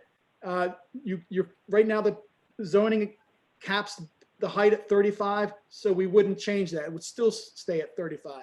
The only thing is that you would prevent the possibility of a business person renting out space in their building for an apartment that might meet somebody's housing needs and help their cash flow. And so it's really important to have mixed use for real estate, decisions. But I hear what you're saying. You're concerned that this area could develop in a way that that makes it unsafe for everybody else. Now, the other thing that could possibly happen is that they could get a variance and put in an entire, let's say not a triplex, but they could put a set of townhomes in there. No, that's They not couldn't allowed. have a variance and put that in there? No, it's not. You can't get a use variance in Maryland. So the Okay. zoning does not allow townhouses in commercial zones. So Okay. unless you change something, it would always stay that way. The only thing you could do is a small apartment right now. Which, by the way, you might say, we'd like to allow for an accessory apartment in any commercial use, but what we don't want is to see is a mixed use buildings, apartments above, as Lori's described it. And that way you allow the ability for someone who's operating a business to actually live in the building, right? Or to rent the back of the building to a family member or an employee or someone in town who needs an apartment. What I'm going to be pressing you on and I have all along, is that we need to have a diversity of housing. And we have to be careful not to exclude housing that serves a variety of income levels and age groups. And when we get to the housing chapter, I'll tell you all about Maryland law and why we need to deal with those issues. But my suggestion is to keep open the possibility for these small apartments where it makes sense. Well, they're not always inexpensive apartments is what I'm finding. And that's why you might want to annex areas, is to allow for some of the lower income housing area situations that we're going to need to have. Because what I'm seeing with these mixed use situations is that the apartments are not always inexpensive and not necessarily for low income people. And we might think it might be, but it's not necessarily. So anyway, okay, I'm gonna stop talking on that one. It's my concern about that area getting too intense. And okay, Chris, if you think if there's a way that we can control that. I guess what I'm like to say is that we can continue to recognize it as what it exists today and has historically been, as a small neighborhood type of commercial area. And it's also served people driving up and down the road. The garage is there for a reason. And I know that, and the economic development people say, we need affordable business space for people to get in and start businesses. So let's leave the commercial zoning intact. Disallow residential, except for a residential unit that's accessory to the business or something like to that effect. So that the people that own business there retain some rights, that you're not, taking Yeah. away the right to actually use their property. I mean, it is in a residential area. So an apartment doesn't change the character. So Chris, Um, just so I understand, if it stays as it is now, and there's no rezone that would take away the business, if suppose the business sold, like suppose the beauty shop, the barber shop sold it to somebody else, could they come in there the way that we're gonna leave this, I guess, regulation, and could they go up 35 feet, or right now are they restricted to the 1 story with the apartment as a business? No, they could tear down their old building and build a 2-story building or 2.5-story commercial building. It could have a restaurant, it could have high traffic generators, there's no doubt about it. But and they could put an apartment in it too. So they could do essentially that. as they Okay. do now. Because that's certainly, like, if you put a restaurant right now, my experience has been there. The school's the high traffic area in the morning and the afternoon, but the businesses really don't. I mean, it hasn't been problematic for me. But if you put a restaurant in there, certainly. I mean, there's never more than 2. I've never seen more than 3 cars at the barber shop. So, but if a restaurant would go in there, then that really would be a very different traffic situation for sure. Right. And the reality of the situation is that you have small lots there. So by the time you provide the parking and stormwater management, you're left with a pretty small footprint for a building. So unless someone, as Cindy said, buys a lot of them and consolidates them into a real meaningful type of development, you're not going to have much in the way of change there. The Rod and Reel already owns one of those properties. It wouldn't Yeah. take much to buy the other property, consolidate it, go up, intensify it, and there you go. Yeah, And they that must could own really impact that property. whole area. And that's what I think is going to happen. My personal feeling. Yeah, I could think we need to prevent that. The businesses there are fine. I don't think, some areas don't allow an accessory apartment, and that's fine too. And we can redefine what commercial uses go in different places of our town. Exactly. So Yes, exactly. Yes. yeah, so keeping those low impact commercial only Exactly. would be a good idea. Bingo. I agree with that. And so it is, and that's what I've tried to explain here. Like there's these commercial areas vary in intensity. So yeah, you would have just small scale business uses there. You wouldn't want Royal Farms there. That would be horrible for the neighborhood. But it's possible now. You could do that now. It's possible. You could do that now. But if you change the plan and the zoning ordinance, then what you'll have there is pretty much the same type of local serving businesses, a daycare center, the gift shop, the florist, the barber shop. That's pretty important stuff to a community and to the people that use it in town. But if you want to remove any possibility of housing in there, all it takes is a policy statement in the plan, and we give it to the mayor and council, and they could decide if that's what they want to do. And by that time, we'll have heard from the property owners. We'll hear from the businesses about what they want and what their concerns are. I hope we do. Well, that's why leaving Lido's and Mama Lucia's and Horizons off that map, we're going to hear about it. Off that big picture map. Okay, then I'll put them all on. easy to do. So the second area is, well, I've skipped ahead. I'm sorry.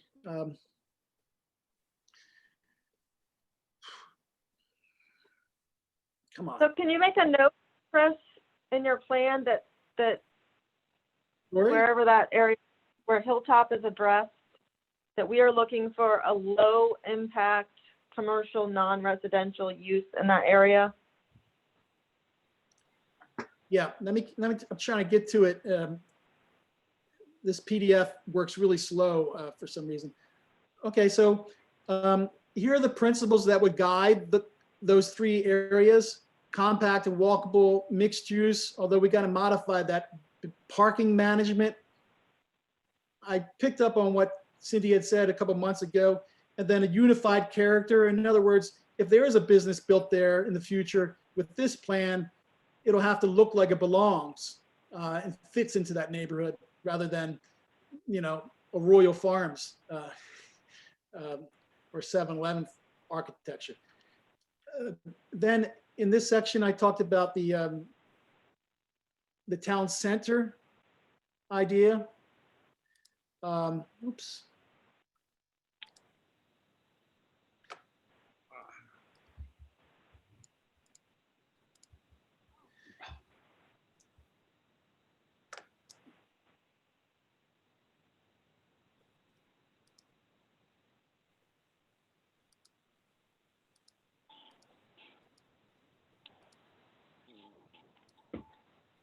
Okay.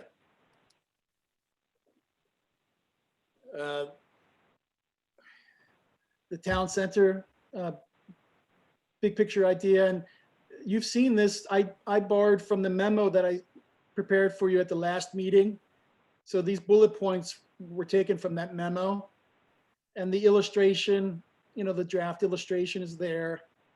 There's the other illustration with Santa Claus. And then we get to the land uses, the general land uses. And this is where, Lori, I'll get to that intensity question.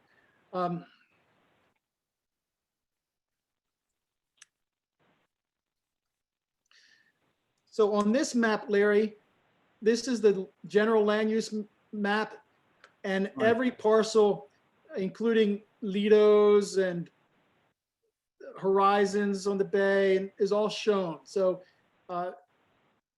and by the way, there's a mistake here. Here's the same area we were just talking about. And you see that this shape is exactly that shape. This was a mistake in copying and pasting things. So this orange area where my hand is right now gets moved. That's just a mapping mistake. Okay. So what this orange area would be now, based on this feedback, is that only those parcels in this orange area that are currently zoned commercial would remain orange. So there were a couple of smaller parcels next to them that I just consolidated to make it kind of coherent. So there would be continuity in the land use. But so this orange area will be smaller or more scattered. There'll be gaps in it. And you see that under mixed use, it's a neighborhood mixed use area, meaning that the uses that would be allowed there would be commercial uses that would fit in a neighborhood. And Lori, I'll get to the point later when we get to that, but I wanted to sort of summarize the big picture with this plan. Everything that's green is resource conservation. It's areas that are, in most cases, already forested or wetlands, except for some new areas. For instance, this, where my hand is right now, is the extension of Abner's, the part of Abner's that extends beyond where he's filled in the boat basin, right? And he's actually doing aquaculture out there. It's fantastic. He's growing oysters. It's the most incredible thing you've ever seen. But that is all zoned commercial. It doesn't need to be zoned commercial. Aquaculture is a perfect use for a resource conservation area, right? I mean, it's using the resource. So, and that area is easily flooded. It's underwater. The wetlands are cropping up. So let's prevent the possibility of seeing more development out there amongst that wetland, because we have a sea level rise issue. So that's, and we've talked about that in detail over the past year or so, in more detailed aerial maps. And those maps, by the way, are in chapter 4.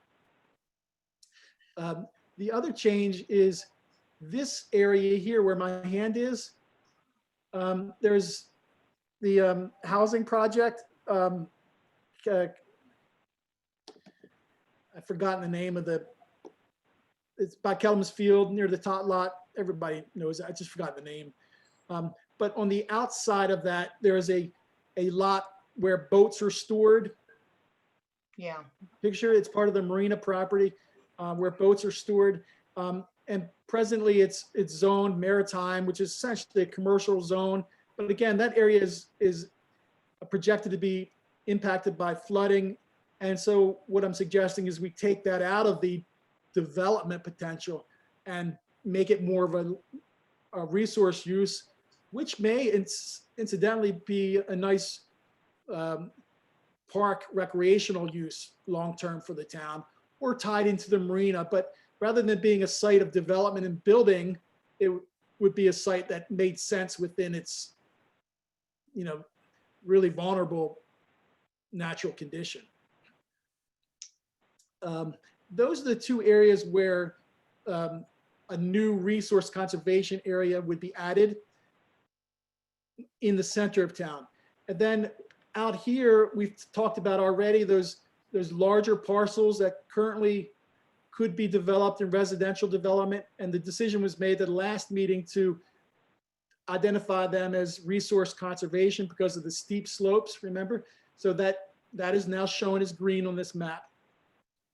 And the same thing applies to this area, which is on the south side of Cox Road, wrapping around the bottom of Elm Street or Elm Lane, which is a sort of an area that overlooks Kellam Field, a natural area that just sits above Kellam's Field. Then there's this area up here, which is the Highlands, and then Old Bayside Road. These are the low density suburban type big lots. I mean, some of these lots are 2 acres in size. Most of these lots are on septic system and well. And so the proposal is to call it resource preserve and to not allow these areas to develop like all the rest of this has.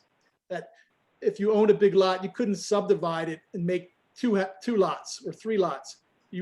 What exists today will exist for the next 20 years. That's the proposal, okay? And then there are. So essentially you're freezing those areas because they're on septic systems. Yes, principally, but also because there's a lot of development capacity there. I mean, conceivably, you could, those lots could readily be subdivided, and I don't know that the town wants to see the amount of houses doubled on these streets up there. I may be wrong about that, but I'm kind of thinking you don't want to see that. Okay. And then the suburban cluster is all the existing, what do you call it? Residential subdivisions, except for this area up here where the Cox Road and Maryland 260 is. Remember, currently that area is a residential village, so it allows for townhouses and multifamily developments, all kinds of a whole variety of developments. And it was decided that you didn't want to see that type of development in this area. Or certainly, I guess you said you didn't want to see townhouses, but what I did was just connect it to this area. So what would be allowed there is just single family housing moving forward. This little townhouse project under the hand right there, that would be the only townhouse project that would exist up there moving forward. Everybody with me still? This will help. Yes. Okay. At the north end of 261, we've talked about that one parcel. to make into a resource conservation area. right? Which is right here. Yeah, yeah, But the one that's vacant now. yes. Okay, so I don't think, candidly, you've ever decided to make it resource conservation or park or residential. It seems like every time we got close to deciding, there was just not a consensus. So I just showed it as the same residential category as the lands around it, Larry. Well, we need parks. And I'll talk about that later if we get time, but Okay, that I see as a potential park area if the town chooses to buy it. But I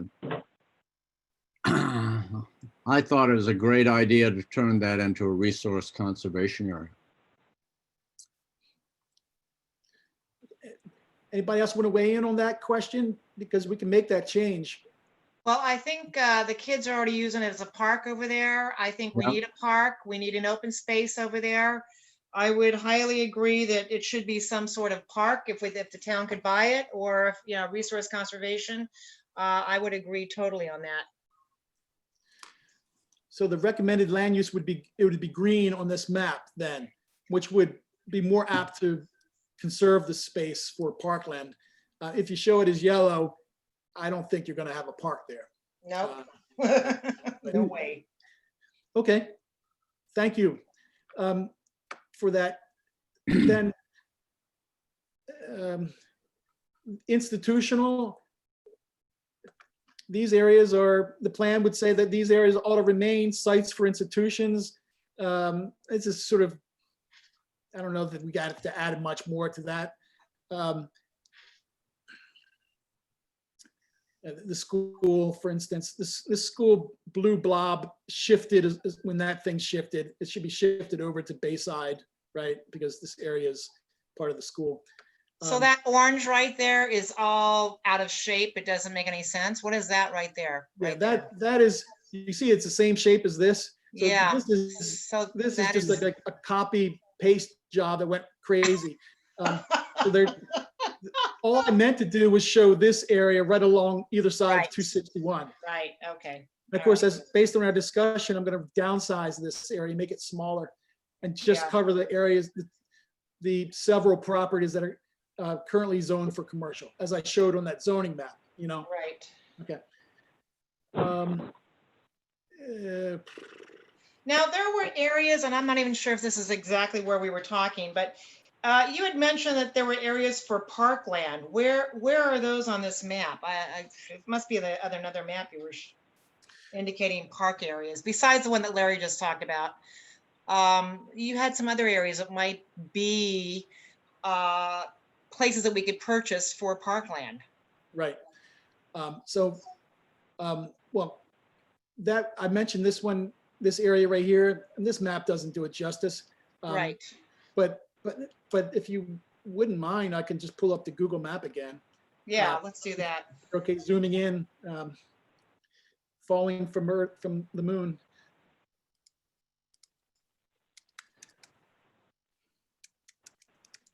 I would keep this open constantly, but it degrades my ability to hear you because of bandwidth.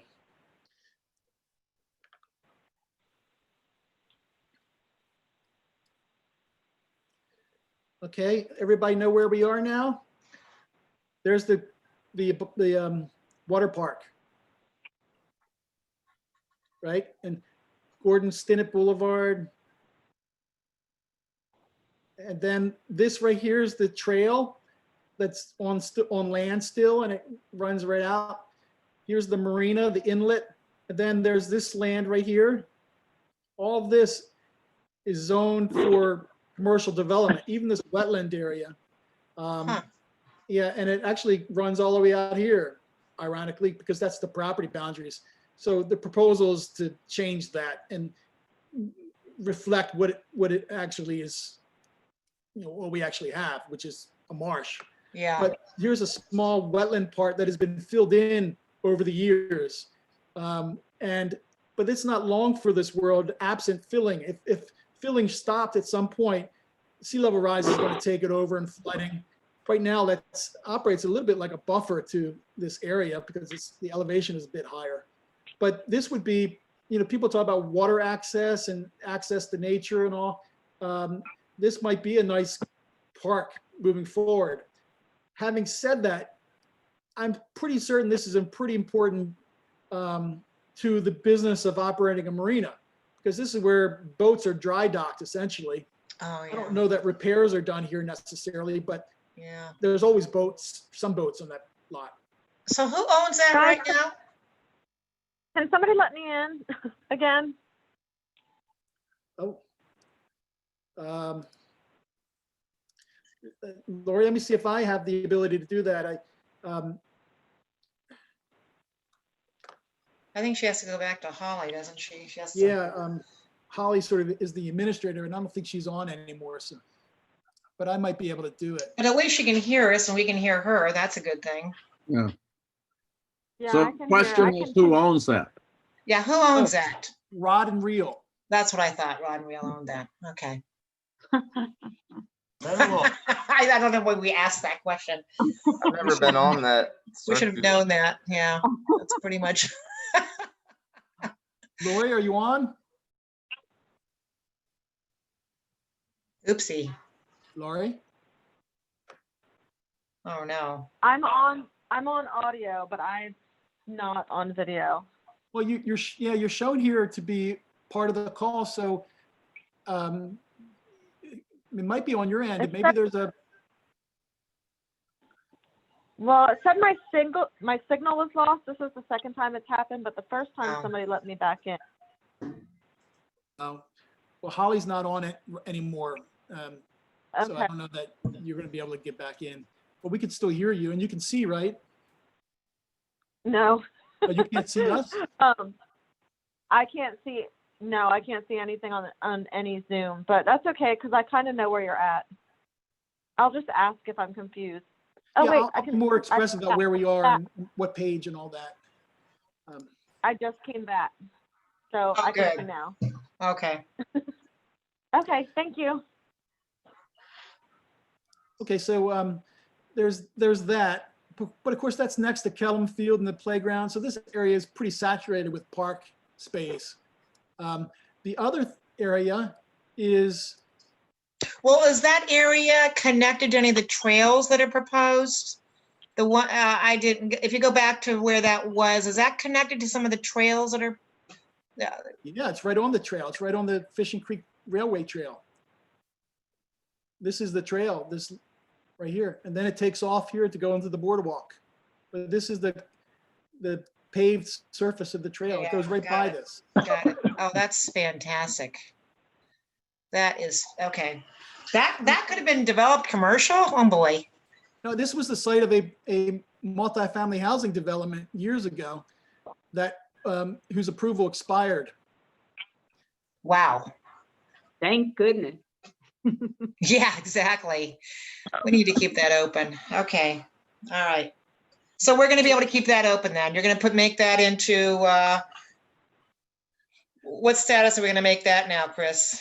Resource conservation. It would be the Perfect. green area. Perfect, perfect, perfect.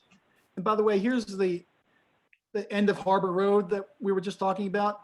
Yes. But by the way, you see that the inlet has been filled in. This used to be water right here. Yes. Oh, Yeah. wow. Yeah. So from roughly about this point back, I think right here actually, it would be resource conservation. And in fact, it's being used in that capacity right now. But what that would signal is that it's the town's policy not to see any development out here, like another commercial building or a hotel conceivably, or a multifamily building, or anything apart from the basic resource conservation stuff like aquaculture and fishing and marina activities, Excellent.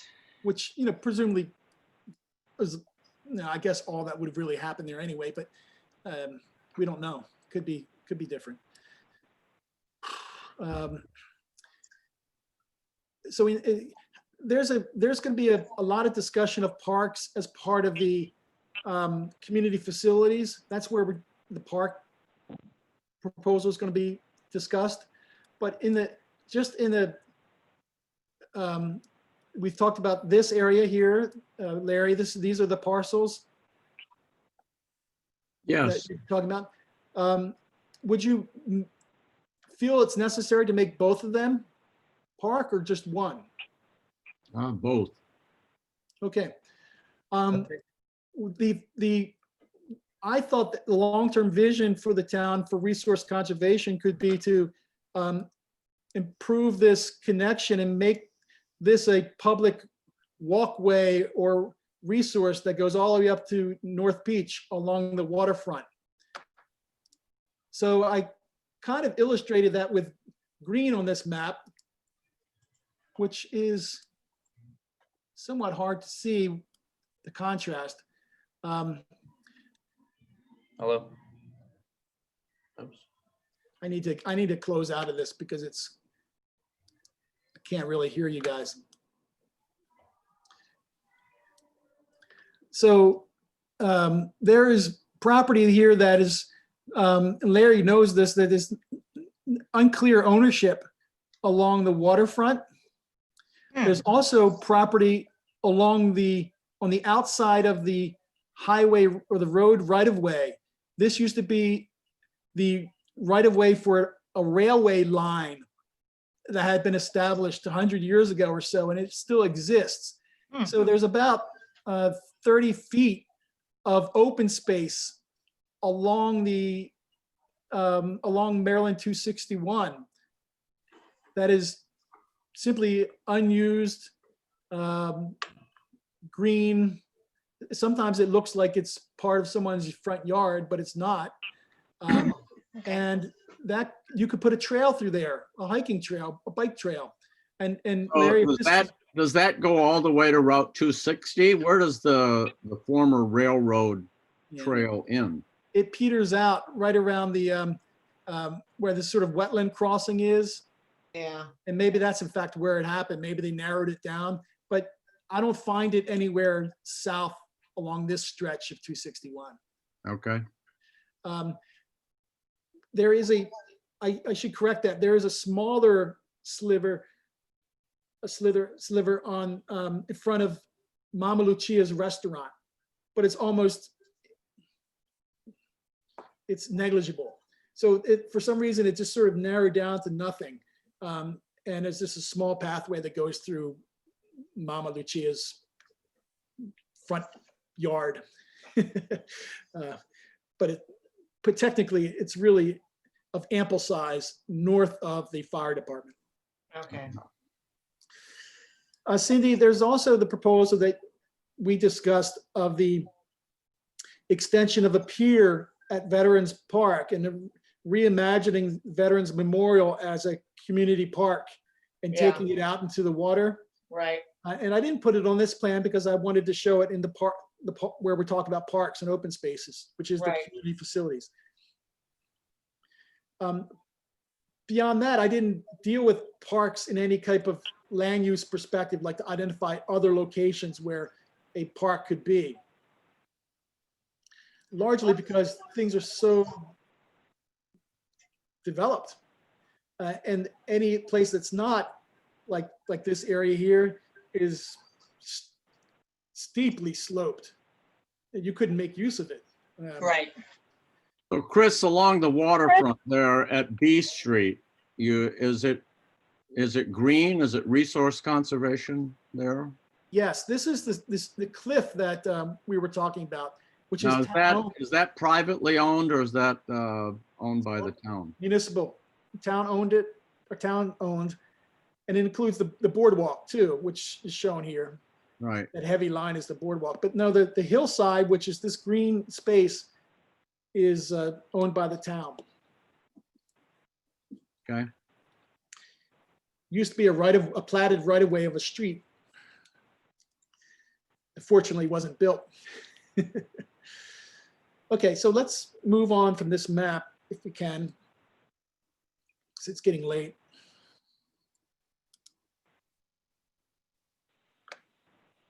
Right, so are we addressing the key issues of where, how we're going to address residential over commercial in what spots? And I don't know that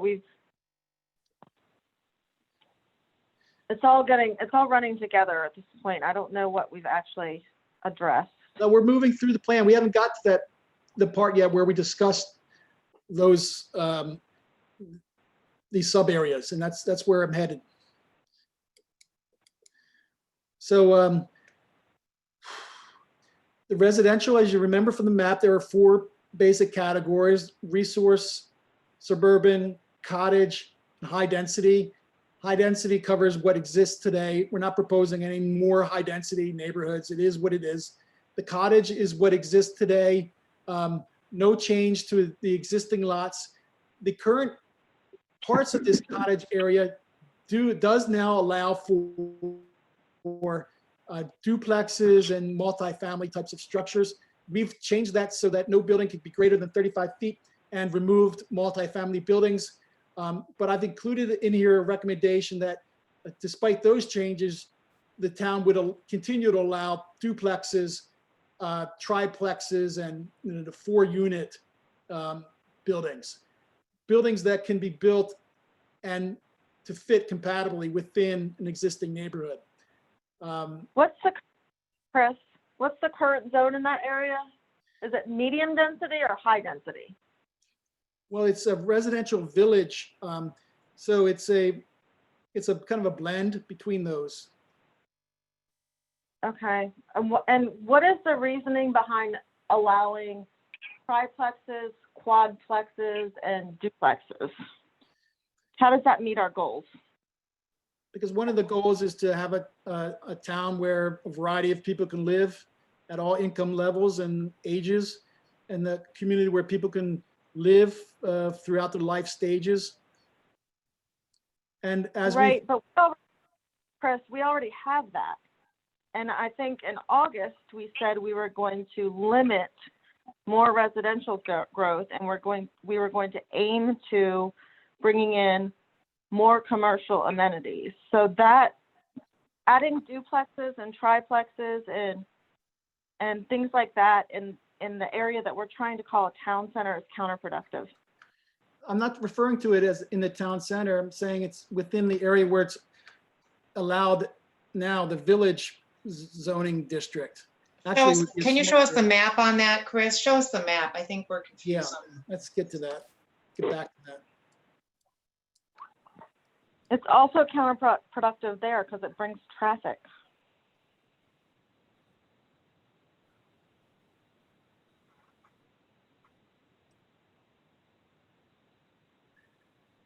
Okay. What we're referring to is these areas that are this darker color yellow. Right now, not this area that's currently medium density, which is yellow too, but in those areas that are currently zoned residential village, like this area is currently residential village. What we've done is remove the possibility of building townhouses, multifamily structures, but retain the ability to allow for duplexes and these triplex or quadplex type of structures. But assuming that the town planning commission approves the project through site plan review and they comply with new design standards. So this change doesn't happen until the town adopts residential design standards, because the objective is to make sure that new buildings are compatible with the single family character. And I like that use. Huh? I mean, a quadplex is a multifamily building, and that is an increase of density in that area by allowing that. Well, that's true. Right. And I think that's counterproductive to any kind of future town growth, A, And B, we don't need it. We already have all of the variety of housing that we need. There's no reason to take single-family homes and turn them into quadplexes. Are these buildings counter to the quality of life in Chesapeake Beach? Does that strike you as something that the town should not allow in Chesapeake Beach? Maybe I'm just thinking of a corner property on Bayside Road. Or that. Does that look like something that would hurt the character of Chesapeake Beach? Or these? Chris, I think you're very determined to allow this type of housing on those properties. And I don't think it's necessary. They're single family houses. We don't owe those properties allowing them to do that. And half the time when they build these quadplexes, you have the problem of either one person rents them, and you can see issues with that scenario all over both towns. And then the other problem is if they're duplexes, sometimes half of them get renovated and the other half doesn't. We see that places. I just don't know why we feel the need to change that area from a single family house area to a housing type that brings a lot of people in an already condensed area and typically ends up not as aesthetic as a lot of other types of houses. And once you have a large quadplex or something that makes more rents than one house, it's never going to be anything else ever, because that person who owns it won't ever redevelop it because they're already making enough money to content themselves. So I think that allowing those two housing types, three housing types, is counterproductive. I think it would be a concern if I owned a home there to have to allow for the density next door to me. I think that would, if somebody came in and bought up a couple properties and allowed a triplex or a quad next door to me, it would be a concern, because then you do allow for extra roommates and all the things that you don't want to have next door to you if you want the low key small town atmosphere. So I understand what Lori's saying about that for sure. That still applied to duplexes? Yes. We have duplexes already.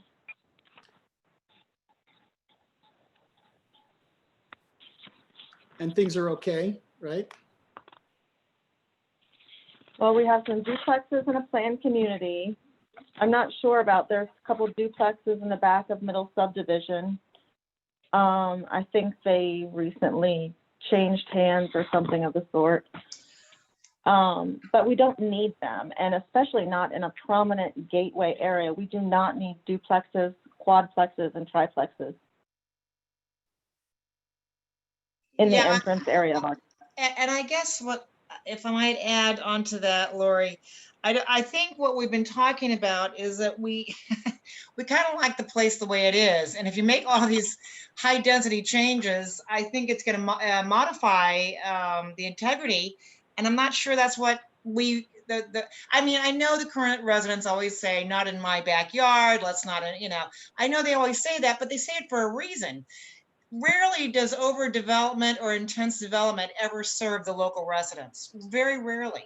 Now, I think you could say, well, it'll offer the opportunity for a developer to come in and actually enhance the look of a rundown community.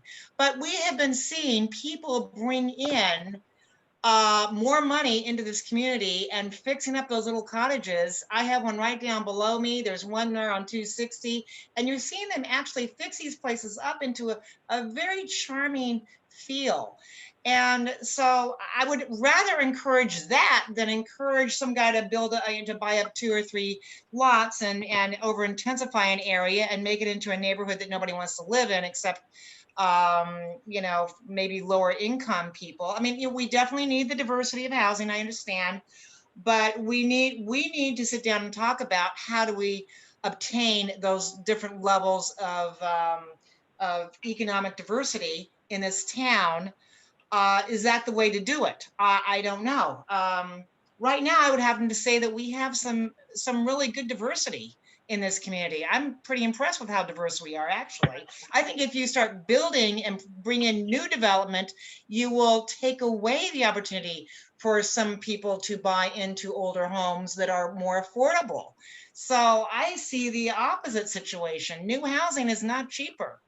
Now, if you want to go down to Summer City or go down and find some land and annex it and maybe put up some apartment buildings there, maybe we should look at that, or some lower income housing. But the newer developments are not inexpensive. So, you know, I understand Lori's point. Keep it the way it is and let some of the older homes, let people afford those older homes. So when you say keep it the way it is, Chris, are duplexes, triplexes, or quadruplexes permitted under the current zoning? Yes. And the proposal here is to further restrict it to just this area up here so that it wouldn't apply anywhere else, like for up here. But yes, they are allowed now. So it would be a further reduction to the possibility for housing in the community. And those lots in that area that you're pointing to, those are small lots, aren't they? No, there are small parcels, but they are jointly owned or owned by, you know, one owner. So you might have these very small 30-foot parcels, but there might be 4 of them together. So a lot of those you'd have to combine parcels to put one of these. No, you wouldn't. A duplex can be put on a 5,000 square foot lot, right? And look just like a single family house. It could literally be on the same footprint as a house or even smaller than. That's why I showed you these existing houses. These certainly, a duplex or triplex could fit in the same footprint as these houses that exist today. So we're not talking about changing the physical character of Chesapeake Beach. And as it, you know, exhibit here, or even here, look at these small scale units fit beautifully within a beachfront community, but they introduce options for housing. So this is what the current code allows, and I kind of like it for the town's future. That's why I've left that part of the current zoning framework in this recommendation. But Well, so Chris, all for an entire year, we've been talking about that area potentially eventually developing into this gateway area. And so that was the reasoning for letting those develop intensely at that point. Even though there was nothing saying that there needed to be commercial under there. Now we're saying that we are going to prevent forever that vision by allowing duplexes and triplexes and quadplexes on that same ground when we no, could that's not just what we're leave saying. That's not what I'm, I don't know about everybody else, but that's not what I'm saying at all. The area where it's the gateway, as we've referred to it, is a mixed use area between E and F Street. The majority of those properties are zoned commercial now. A couple additional parcels would be added to it, but it would remain essentially the same, and the town would invest in it. And there could be a variety of commercial, low scale businesses there. The area that's yellow on the map, though, all this area that is currently allows these types of units would simply continue to allow them. That's So there's, and you could certainly have a few duplexes in this neighborhood and still have a gateway commercial center. There's certainly, they're not mutually exclusive at all. Well, I would say along the area that's connected to the town center, we might want to preserve that area for any kind of future town center type things that could happen in the next 10-year plan or the plan after that. And I think as a gateway type of strip, a duplex, quadplex, or triplex is not the right thing for that area. Maybe back in the back where you're talking about, maybe it's better. They're already there, but coming into town, I don't think that's appropriate at all. Oh, I see what you're saying, because we have the like small cottages there along the 260, and you wouldn't want to see like houses like this house right here that I'm showing everybody else a picture of, Lori. This is a duplex in any other world, but it's a single family home. The reality is what we find is that people subdivide these illegally and operate them as rentals because they have the space to do it. And this is a kind of place where people want to be. Here too, there's 2 buildings like this on 260, big enough for a duplex or triplex. They exist today.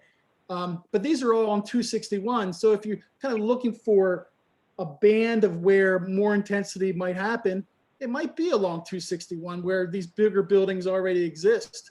But right now, that pattern is allowed in a major swath of Chesapeake Beach, and from the bay all the way out to G Street, I guess. Out to Cox Road, actually. Anyway, so I don't want to belabor this point.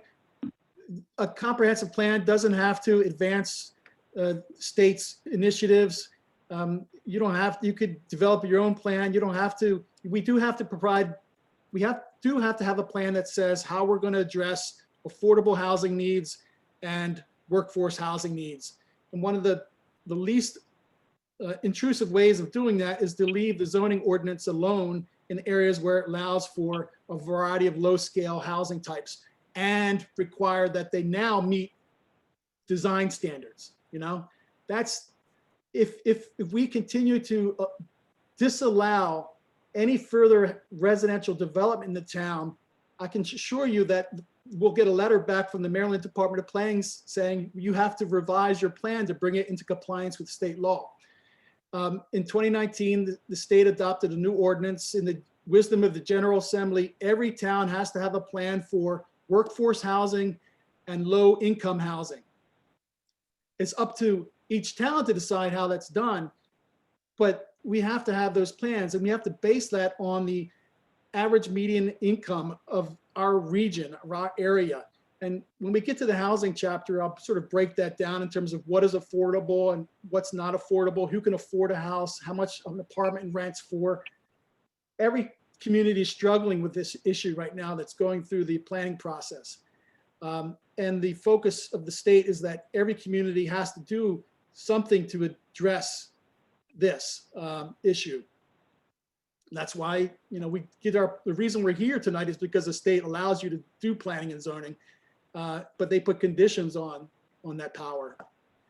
And that's why I'm resurfacing this, because I don't want us to go down a path of ignoring what is literally, when it comes to housing, there's probably not a more important part of planning. It is the human dimension of everything we're doing. I mean, what you're doing is deciding who's going to live in your community and for how long. Literally, that's what at the base of land use, that's what housing is. And it requires us to struggle with these issues that have been raised here tonight. Right. I'm sure if we take into account what we already have, into account what our workforce needs are, and the work habits of the people in our area, I don't think that we are in jeopardy with any housing type. I'm not And then you add suggesting in, that- Yeah, we're not going to go to planning and zoning jail or anything. But there's a degree of conformance with the state's vision. And we've moved pretty far from it as it exists now. And so I'm just trying to encourage the planning commission to keep some vestige of it that exists now on some of these properties in the town. Oh, Chris, could you send us that act or law, or so we have the meat of it, and we'll Sure. we'll continue this part of the discussion at the next meeting. Yeah, I mean, some of this might not even resolve until we get through the housing chapter, right? I mean, it makes sense to merge that discussion together. Right. But I'm not going to say anything more about what the housing. I think you know that I think it's an important part of Chesapeake Beach's future, but I'll leave it at that. It's obviously, I hear what the committee's saying, and those members who aren't sharing their opinions, I think, agree with Lori and Cindy. So I mean, I want to facilitate getting this accomplished, but I do want to make sure that there's some tangible way we can connect to the state guidance and law that we have to deal with. okay, but for the last 20 years, all we've built is housing. And we've ignored open space, we've ignored commercial. Parks, yeah, parks. Okay, well, we will continue this part of the discussion at the next meeting, but let's try and wrap this up. Okay, so just to be quick through the rest of it, in the town center, we talked about the variety of types of uses that would be allowed, but the building height would be reduced from 70 feet down to 35 feet and 2.5 stories. And then in the maritime mixed use zone, which is Okay, where the before you marinas get- are. Excuse me, Chris, there's just one sentence before you go down to maritime mixed use. There's one sentence that I'm concerned about. You say the building heights would be reduced from the current 70 feet to 35 feet and 2.5 stories, but the planning commission would retain the flexibility of allowing somewhat taller buildings as needed to facilitate development of the town center. Right. So that allows whatever planning commission at that time to make it whatever height they want. If they want a 5-story parking facility, they can allow for a 5-story parking facility. And that one sentence there would allow for that. That worries me, having that sentence in there. Well, that would be the case if the zoning ordinance were changed to say that you can have a 5-story building. But I would think more to the fact you'd probably have a zoning ordinance that would say if conditions presented themselves, like dealing with flood elevation or the need to get additional parking under part of the building, and the developer needed to build the building 40 feet rather than 35. In order to get the town center accomplished, that might be worth it, because there's an economic incentive to create a good, intact community. So it just provides flexibility, but you're in control of it. You'd have to be the one that would decide if that Well, flexibility me or were whatever warranted. planning commission there is at the time, but I'm just saying, I just worry that it's too much opportunity for a developer who's on the planning commission, let's say, to go wild and say, you know what, that allows us to go up 5 or 6 stories if we want. So I'm just worried that we've opened the door to allow for too much leeway in that town center area, so that we may have said 35 feet, but oh my gosh, because of such and such, because somebody wants to come in and give us a 2-3-story building that's so elaborate, whatever, we're going to do that. And remember the guy at the corner there of 261 and 260, he wanted to come in and do a 3-story 3 or 4-story building up and down that road right there. And I mean, that's what he wants to do, and he still wants to do it. And the planning commission at that time, or whoever's on the board, whatever, could just say, oh, sure. I mean, at that point, they may give in to whatever whim they might all have. I don't want to be cynical, but I just have seen where boards and councils change, and all of a sudden you've got a whole new set of plans in the works. I don't So, think, we can control what our successors do. No, we can't, but or if don't we do. have a We can't- guideline, We can't freeze Chesapeake Beach in our vision today. you can certainly guide it with this, Well, with this document. And I'm just saying, any lawyer would look at that and go, oh, you can't allow a sentence like that. If you want to keep your code the way you want it. I understand that with the water issues, you might have to go up an extra 5 feet or something. I understand that. But that, when this is written up, you're going to allow for that. You're going to kind of accommodate that for that in the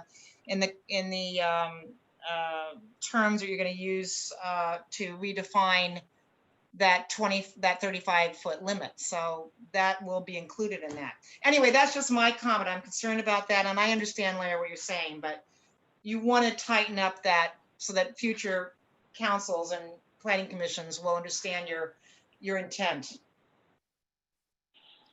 Do you see, Chris, what I'm referring to though? That doesn't, I don't know. Okay. Maybe it's just my thing. I'm just concerned about that. Yeah, I think the general concern that it sounds like Cindy has and that I have is just I don't want to be boxed in to have to approve a duplex on the main drag, or, I don't want somebody to go get a variance for some other high impact residential use someplace where we didn't intend that to happen. We should be developing very strategically and also with the 40-year plan in mind. So I think some of these areas where we're trying to put a bunch of houses are places that we shouldn't be putting them. And we're putting them there because we know of people and we've talked to people that want to put them there, and that's not a good reason to put them there. And so that's my concern. If we permit them, they will come. That's exactly right, Lori. Exactly right. It's exactly how development works. And now's the time to keep it low or let it go. That's exactly right. So in the Maritime District, the building height would be reduced from 70 feet to 35 feet, 2.5 stories.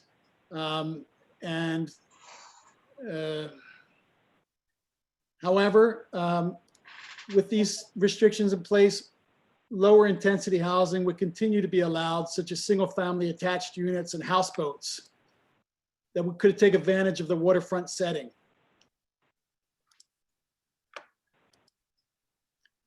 Does that get Right. removed as well? Yeah, I think 40 years ago that was commercial. It had nothing to do with residential. And that was a better plan than packing that area full of residential. Yep, I agree. I totally agree. I've seen overdevelopment. It's not pretty. It's not pretty. And who's going to suffer? It's all of us. All of the current people are going to suffer. Larry, does the commission want me to strike this section as well as this up here? I need to know what the whole consensus is.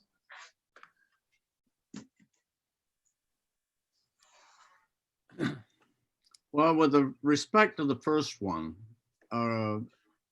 we have an appeals board, correct? Yes, you do. And the appeals board can grant a variance to most anything we write. Is that not correct? They can grant variances, and certainly they could do it over your objections. But the variances are to the dimensional requirements. So yeah, if there was something, if they could meet the requirements for a variance, they could seek a variance to the building height, say from 35 feet to maybe 42, whatever the case may have been, after a hearing, a public hearing. So, I mean, what you put in that first sentence is to facilitate, I mean, there's a qualifier to facilitate development of the town center. That would give the variance committee some guidance as to what we intend. I'm okay with that as it's written. I want the town to have the flexibility to achieve the town center as much as possible. And I prefer that while you've drastically reduced the development intensity, you've retained the ability, you've signaled to the mayor and council that you would like them to write a zoning code that allowed the planning commission to make modifications where it made sense. Because this is going to be a public-private type of development to create the town center. And I would like you to retain the flexibility you needed to make the best town center possible. And that's why I put that in there. I mean, I'm pretty ambivalent to most of the discussion on the town center because frankly, I find it hard to believe that we'll find private investors that want to build in an area that's susceptible to flooding and seawater rise, or at least adjacent to flooding. Jason. So I'm willing to go along with whatever the rest of the commission wants to do, but I really find it hard to believe that investors are going to come in and build what we've described. I will just tell you what I've seen in other coastal communities, and that is that the amount of water available to the public is getting reduced in the sense that more people want to live by it and there is less of it because people are buying it all up.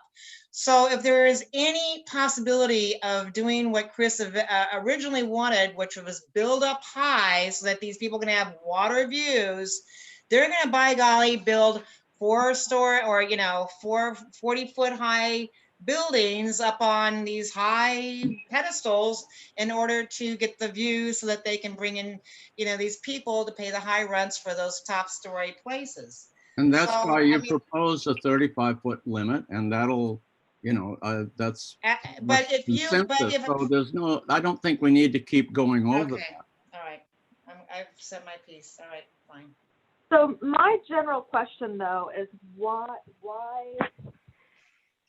are we complicating that area with extra residential growth? And it seems like we're complicating it simply because people want it there. And I don't see a logical reason for putting it in either one of those areas. It's to attract the developers to come in. That's why you do it. And I mean, that's the catch-22. If they're going to want to come in to do it, they're going to go as high as possible to recoup their money. And that's why they're doing this all over the country. Whenever there's water or not, they're doing it. If Right. anybody of late, I if think- anybody's gone to North Beach across from St. Anthony's, which you used to have from St. Anthony's a view of the waterscape. Now what's happened is there's at least a 3-story building, if not larger, that is going up, and it totally obstructs the view now from St. Anthony's. And I just believe that with that, that's kind of an open-ended caveat on that. I can't see it now. Okay. That, if somebody puts a little bit of pressure on the council or the mayor, and say it's going to enhance the town center, how can we not have it? I think it will be compromised. Well, to your point, Kathy, you're talking about North Beach. St. Anthony's and that new building along the Correct. boardwalk. North Beach Town Center is about 1 mile from the town center we're proposing. And in North Beach, there are restrictions on building height and other things are much less. So when you get an investor who comes here, he's going to look at the restrictions in Chesapeake Beach, and he's going to say, well, I can build 1 mile away to the height that I want, so why build in Chesapeake Beach?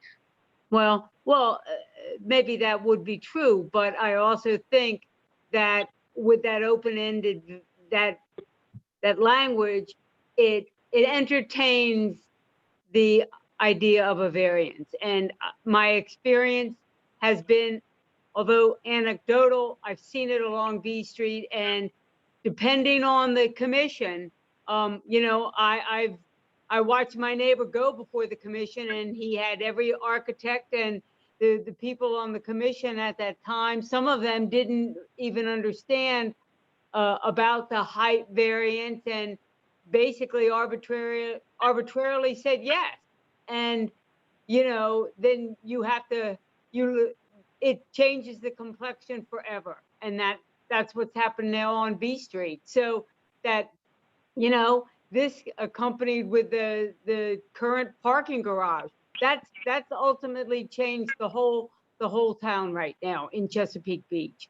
And if you ever asked somebody before, would they agree to that? I mean, it's the first thing people notice now, and it's the first people walk on the boardwalk all the time, and they talk about that. And it's changed the complexion and the feel of Chesapeake Beach.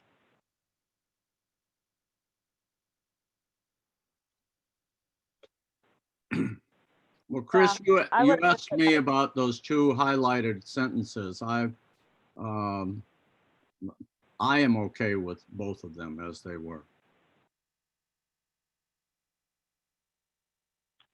I have a concern with use and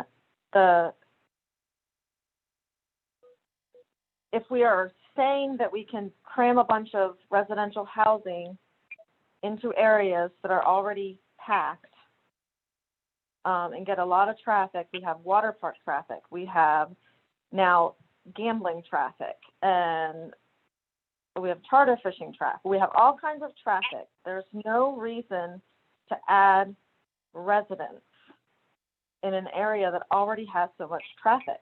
And so if we just eliminate any kind of residential allocations, or we eliminate taking a single family house and now turning it into 4 families or 4 units, we eliminate congestion that we don't need, and we eliminate a use that we don't need in that area. If that's our town center, it's for people to come to and be in the town. It's, you know, we have residential areas in town.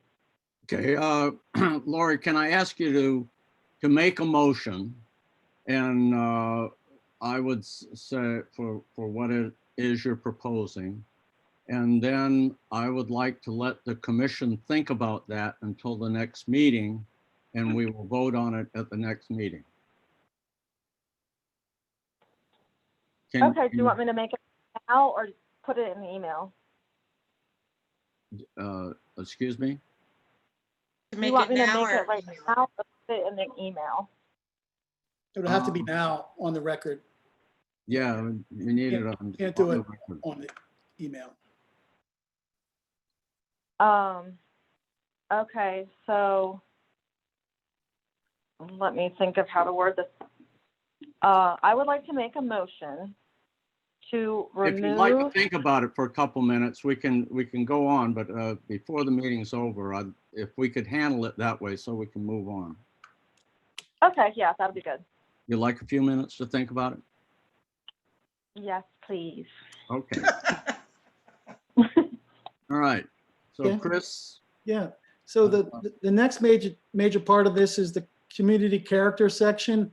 I drafted this to try to capture the spirit of what Cindy had mentioned at the last meeting. Essentially, it says character is important.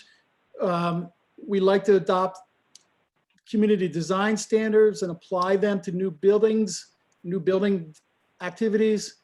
And we like to do a study of the community character so that the guidelines are thoughtful and appropriate and are relevant to Chesapeake Beach. Yeah. That's the gist of that whole page. Okay. Good. Okay. Yep. Yep. Then the last part is adapting to sea level rise and flooding vulnerabilities. This section hasn't changed. It's as it was a year ago. I'm fairly certain of that. Maybe I modified some language, or tweaked some things, but it's essentially the same. I actually reduced it quite a bit and took a lot of it out that I thought would be better to complement the language in chapter 4. So I've kind of streamlined it. And you know, there's those broad statements of principle, and I think it is important to put them into the plan to say that, you know, when the rubber hits the road, these are the essence of what we believe about this particular issue and how we're going to approach it.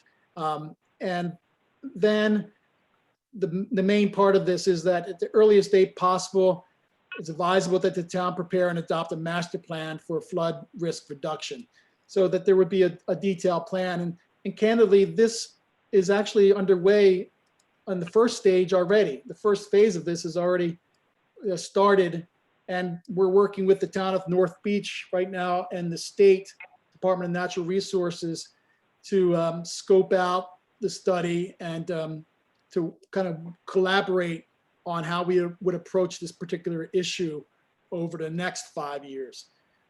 So I'm happy to say that this is a recommendation that you'll have accomplished in the near term, but I still think it's important to reinforce that this is something that the town wants to do. Okay. And that's it. That's the All bottom. right. Of the Well, let me, we're running pretty late, but I want about 5 minutes here to run through a couple thoughts. Okay. I went through this chapter and made a list of what I would think would have to go into the implementation chapter. And I don't know, there's about a dozen things here, but let me read through them just as thoughts for the commission to think about, because these were right out of the chapter as actions that I read anyway. So we would require a new zoning map implementing this land use plan. We'd require consolidating parking in designated areas. We'd develop a master plan and public-private partnership for the new town center. We prepare neighborhood-based improvement plans in coordination with residents to address sidewalks, crosswalks, street lights, street trees, parking issues, drainage, open space, and other matters. We prepare and record amendment plats to eliminate platted parcel lines that bear no resemblance to actual property ownership. We prepare a town-wide property survey to ensure a sound basis for establishing legal property boundaries to support real property searches and rebuilding in the event of catastrophic storm events. We'd rescind the bonus density overlay district on lands currently zoned residential village. We'd remove multifamily housing and townhouses as permitted uses on property currently zoned in the residential village. We'd prepare and adopt building design standards applicable to residential areas. We'd commission a study to evaluate the character of the building signs and structures in town and to select those buildings and building elements that set the standard for traditional architecture and design character that is unique to Chesapeake Beach. And we prepare and adopt a town master plan for flood risk reduction. those are basically taken right out of the chapter we just went through, and I would think would need to go into the implementation plan. Is that how you see it, Chris? Yes, I think you hit the nail on the head. And that's a 20-year work program, essentially. Okay, now a couple other things that I think should or could be emphasized in this chapter that were either touched on or missed is one, the steep slope issues, particularly B Street, is something I think our citizens are pretty concerned about. And to quote our draft comprehensive plan, it says Chesapeake Beach adopted a steep slope ordinance in 2018 requiring independently reviewed geotechnical studies and special stormwater management planning as conditions for future building activities. And then in the next paragraph, it says, in our draft comprehensive plan, we question whether this arrangement is still in the town's best interest in terms of bringing about the optimal design for new development, especially in light of changing environmental conditions in the years ahead. I think either in this chapter or in the environmental chapter or somewhere, we need to beef up what we're doing to address the erosion of the slopes and cliffs in Chesapeake Beach. And if you look at the county's comprehensive plan 2019, it says, among other things, that the cliffs are eroded by waves, landslides, groundwater seepage, freeze-thaw action, and weathering. Houses built near the edge of these cliffs face considerable danger from ongoing erosion and episodic events. In 2010, the county formed a steering committee to consider the impact of shoreline erosion on houses near the eroding cliffs. And the steering committee developed a report and preliminary framework for addressing the issues associated with cliff erosion. And they go on to identify the number of houses in Calvert County that are within 100 feet of the cliffs. And but this report from the steering committee identified the most viable short-term solution to the cliff erosion problem as property relocation or government acquisition of houses that are in immediate danger. And it said Calvert County received a $5.15 million hazard mitigation grant through FEMA in 2012 to begin acquiring homes near the edge of the cliffs.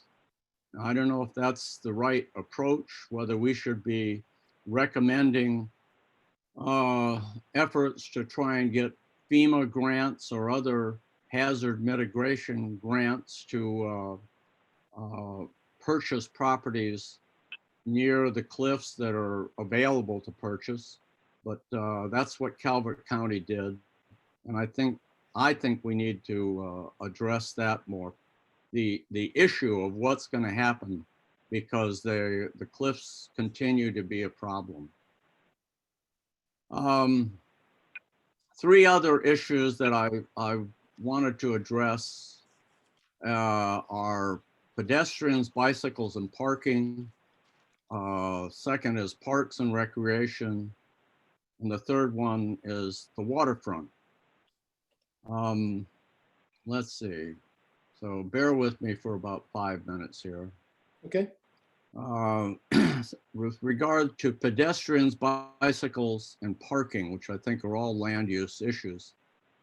Bicycle, and I should say, some of these ideas were borrowed from other other comprehensive plans that as I've been reading through them to try and come up with some ideas. So bicycle and pedestrian paths must be expanded within the town so services will be safely available within walking and biking distance.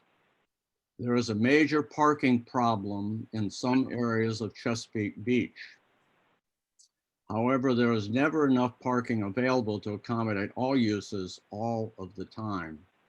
Therefore, it would be prudent for the town to promote less reliance on the automobile for resident circulation within the town. Adding additional walking paths, bicycle routes, and encouraging more public transportation to pass through the community would be beneficial.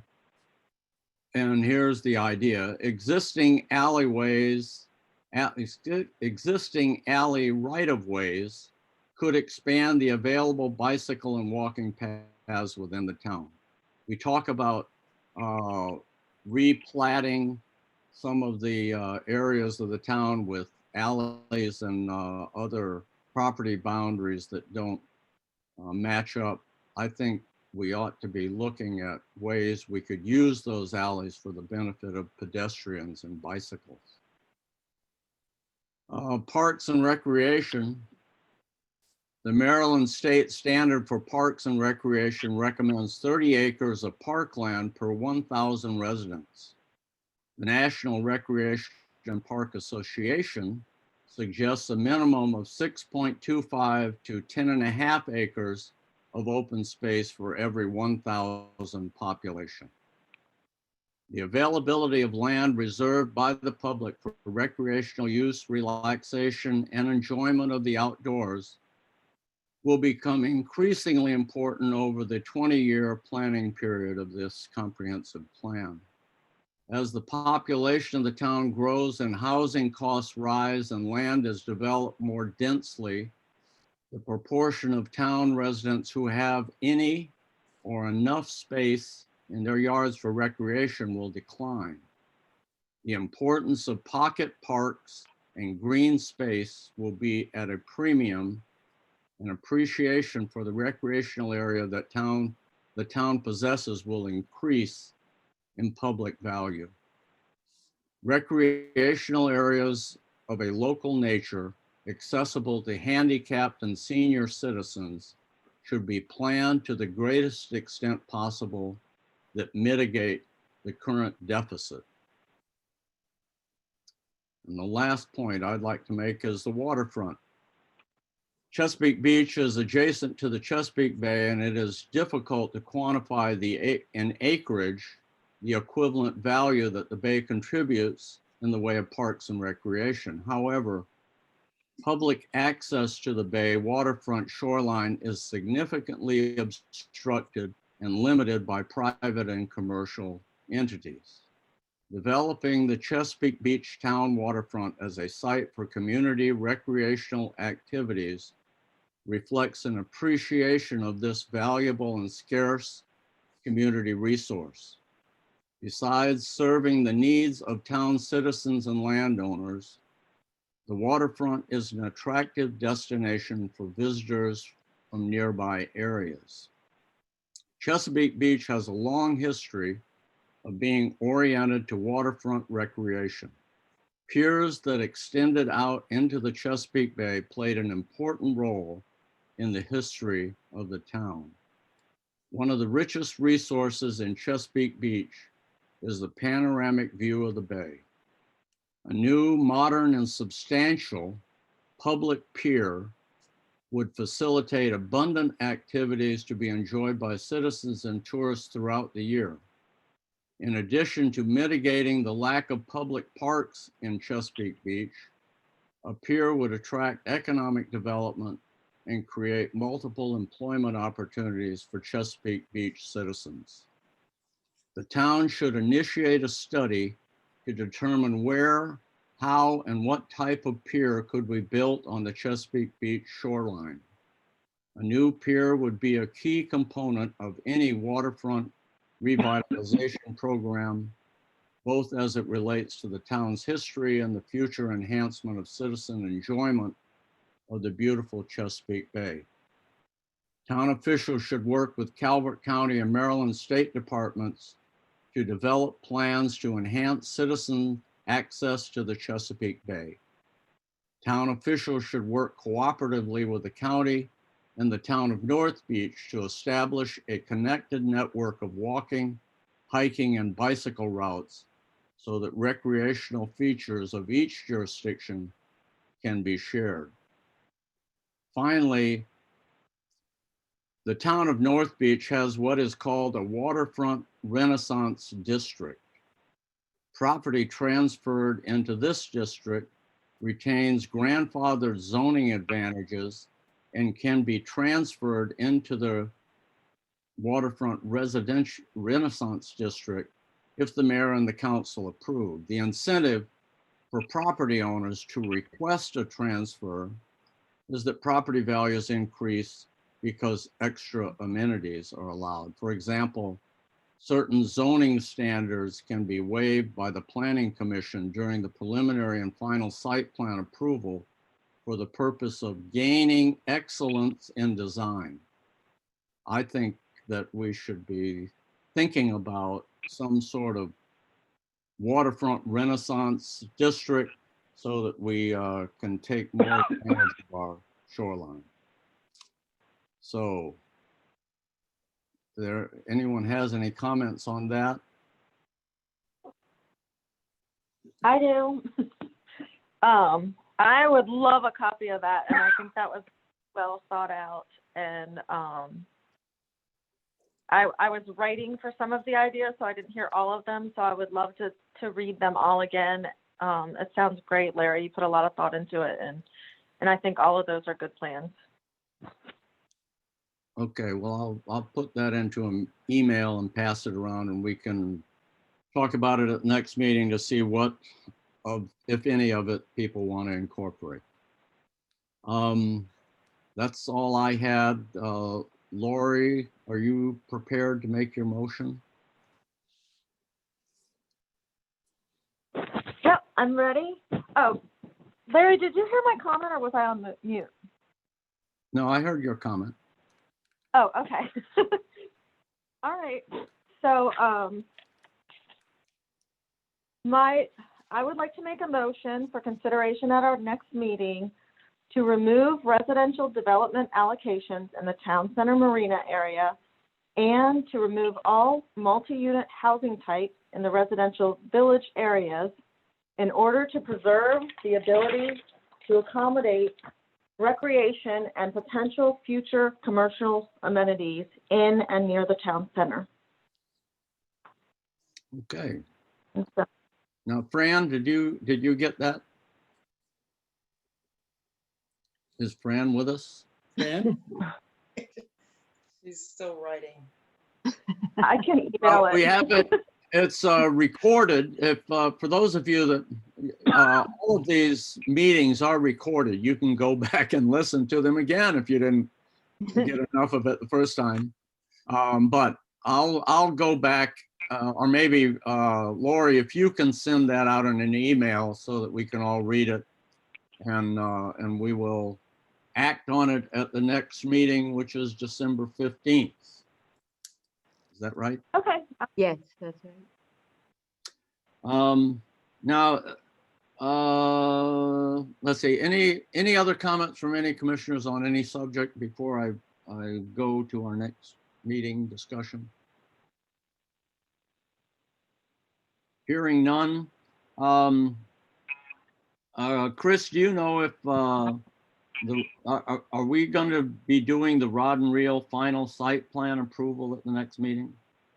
Right, the review of the revisions to the final site plan, yes, And submitted their is that- documents. is that now at the library for people to look at? I wish Fran were here. I haven't got confirmation from her that it has been accomplished, but she said she was going to do it, so. Doesn't that have to go out? I know I don't know if the letter's gone out, but doesn't that letter notification have to go out 2 weeks in advance? 10 days in advance. Oh, 10 Most days, part, 10 days. okay, good. And I think that's gone out. Fran was working on that. Yeah, well, we have a couple days before we get to the 10-day mark. But anyway, so that will be one of the agenda items. Are you going to prepare a staff memo so we know what we're supposed to be considering? Yes, definitely. And the applicant's done a pretty good job explaining what's being changed, and it's not easy at all to follow.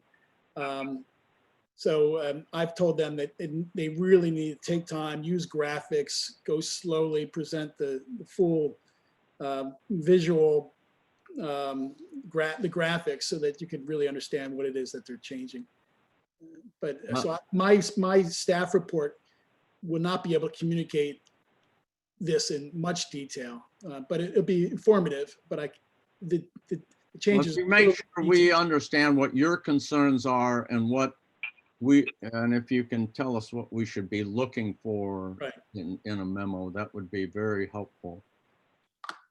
And other than that, I would guess the only other thing if there is time in the next meeting, we'll continue this discussion, certainly consider Lori's motion and continue the discussion of the land use plan. The next meeting after that is January. And at that meeting, we're going to talk about short-term rentals. And that's queuing up to be a pretty big meeting. I know the town council is advertising it and talking about it. So we are likely to have a lot of, I know we'll have some outside participation. We may have a lot. So are there any other thoughts before we close up? Larry, I I just have had one. in my notes that the building height issue was going to be discussed at the 15th meeting. Was I wrong about that? I was thinking that was going to be on the agenda too. Okay, are we prepared? Do we have what we need to finish that discussion? Were you going to prepare something for us? I guess I can if you want me to. Yeah, Huh? I forgot we were gonna, I forgot we were. No, I was having talking to this- Chris. Oh, Chris, yeah. Chris was Okay. going to. Yeah, I was, we had the basic discussion, and it seemed like that's where the direction was headed. Obviously tonight, discussing about the comprehensive plan, I think there's consensus that we're going to do that. So you had asked me to kind of just draft generally what the ordinance would say and what change, because we know what would have to happen, but we don't know what the wording is. So it's a fairly discrete thing, and I'll have that out to you in the form of a staff report. Okay. For the meeting. All right.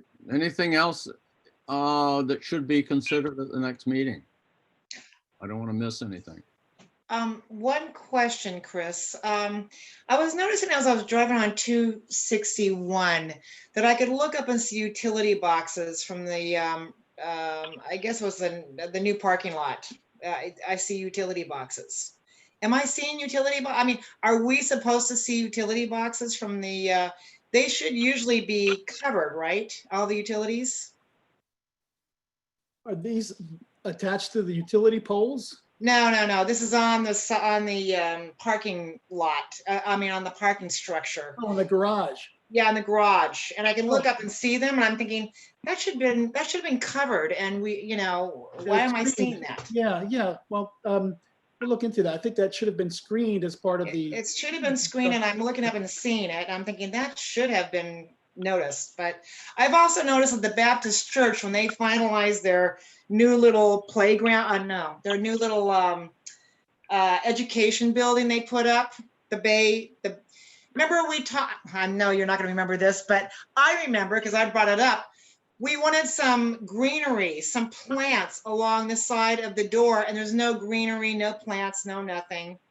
But they didn't finish their project as was specified in the plans. Well, we'll follow up with the pastor. That was a condition of approval, so Yes, it was. that's something yes. that they probably will follow up with already. But I'll remind him. But because we're doing revisions of the rod and reel, can't we now make sure that all those final things are done with the utility boxes and whatever else we wanted to, make sure occurred on that.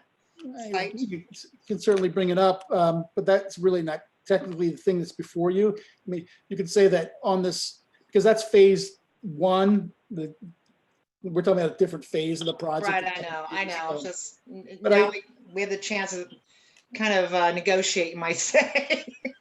Yeah, I think you should certainly raise it but I fully intend to raise it with them right away to see what the issue is on that. Yeah, and it's just as if you're looking up as you're driving by and just looking directly up above the restaurant, or right around in there, you can see utility boxes. Anyway. As you're headed south? No, I'm heading south, right? I'm heading south. Exactly. Yeah. So it was presumably added when they did the restaurant. It's part of the, Right, exactly. I know we had a problem with those lights, but I guess there's nothing we can do with the lighting. That's a done deal. no, that's being fixed. They're Oh, good. they're trying to figure out ways of doing that, still comply with the lighting standards that they have to meet for the circulation and safety internal. So Yeah, okay. yeah, that's something that the town has been impressing upon them how important it is to resolve, and it's under work. Good, excellent. Thank you. Good. Okay, anyone else? Can anybody hear me now? Is Yes. it you, Fran? Oh. Good morning, Fran. I don't know what's happened.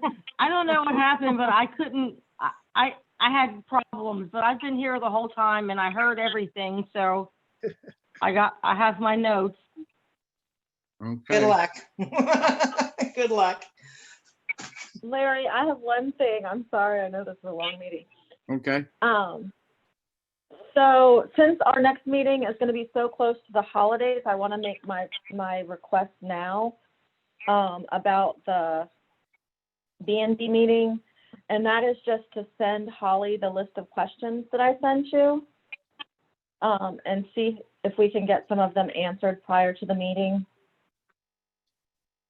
What questions? So it was questions about how many, where, but it was a list of questions. I can resend them, but I think that we need to go into that meeting with as much information as we can possibly come in with. And then I don't know if you watched the town council meeting, obviously, as well.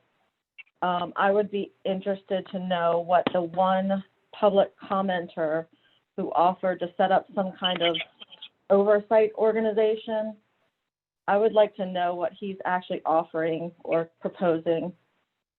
We just need a lot of information headed into that meeting. And I think our next meeting is like the 15th. That'll be so close to Christmas. I just want to give people time to react. Okay, so you have questions you would like answered prior to our next meeting. Prior to the January meeting about the B&Bs. Oh, prior to the January meeting. Yeah. About short-term rentals. Okay. Yeah. Okay, So I can resend them. all right, good. Just one more thing, Larry, from me at least. I highly approve of your idea, the pier, you know that. So I'm all for that idea.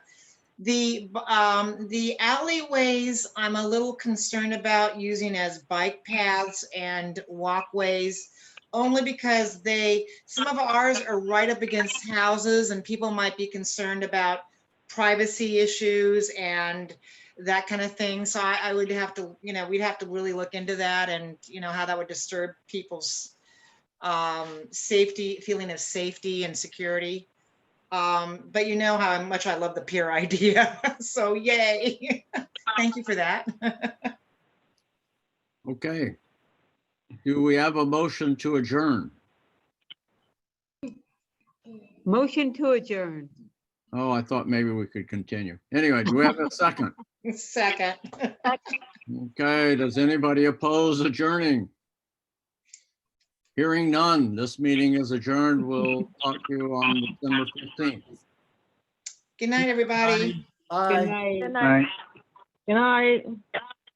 Thanks, everyone. Thank you. Thank you. Good night. Good night. Good night.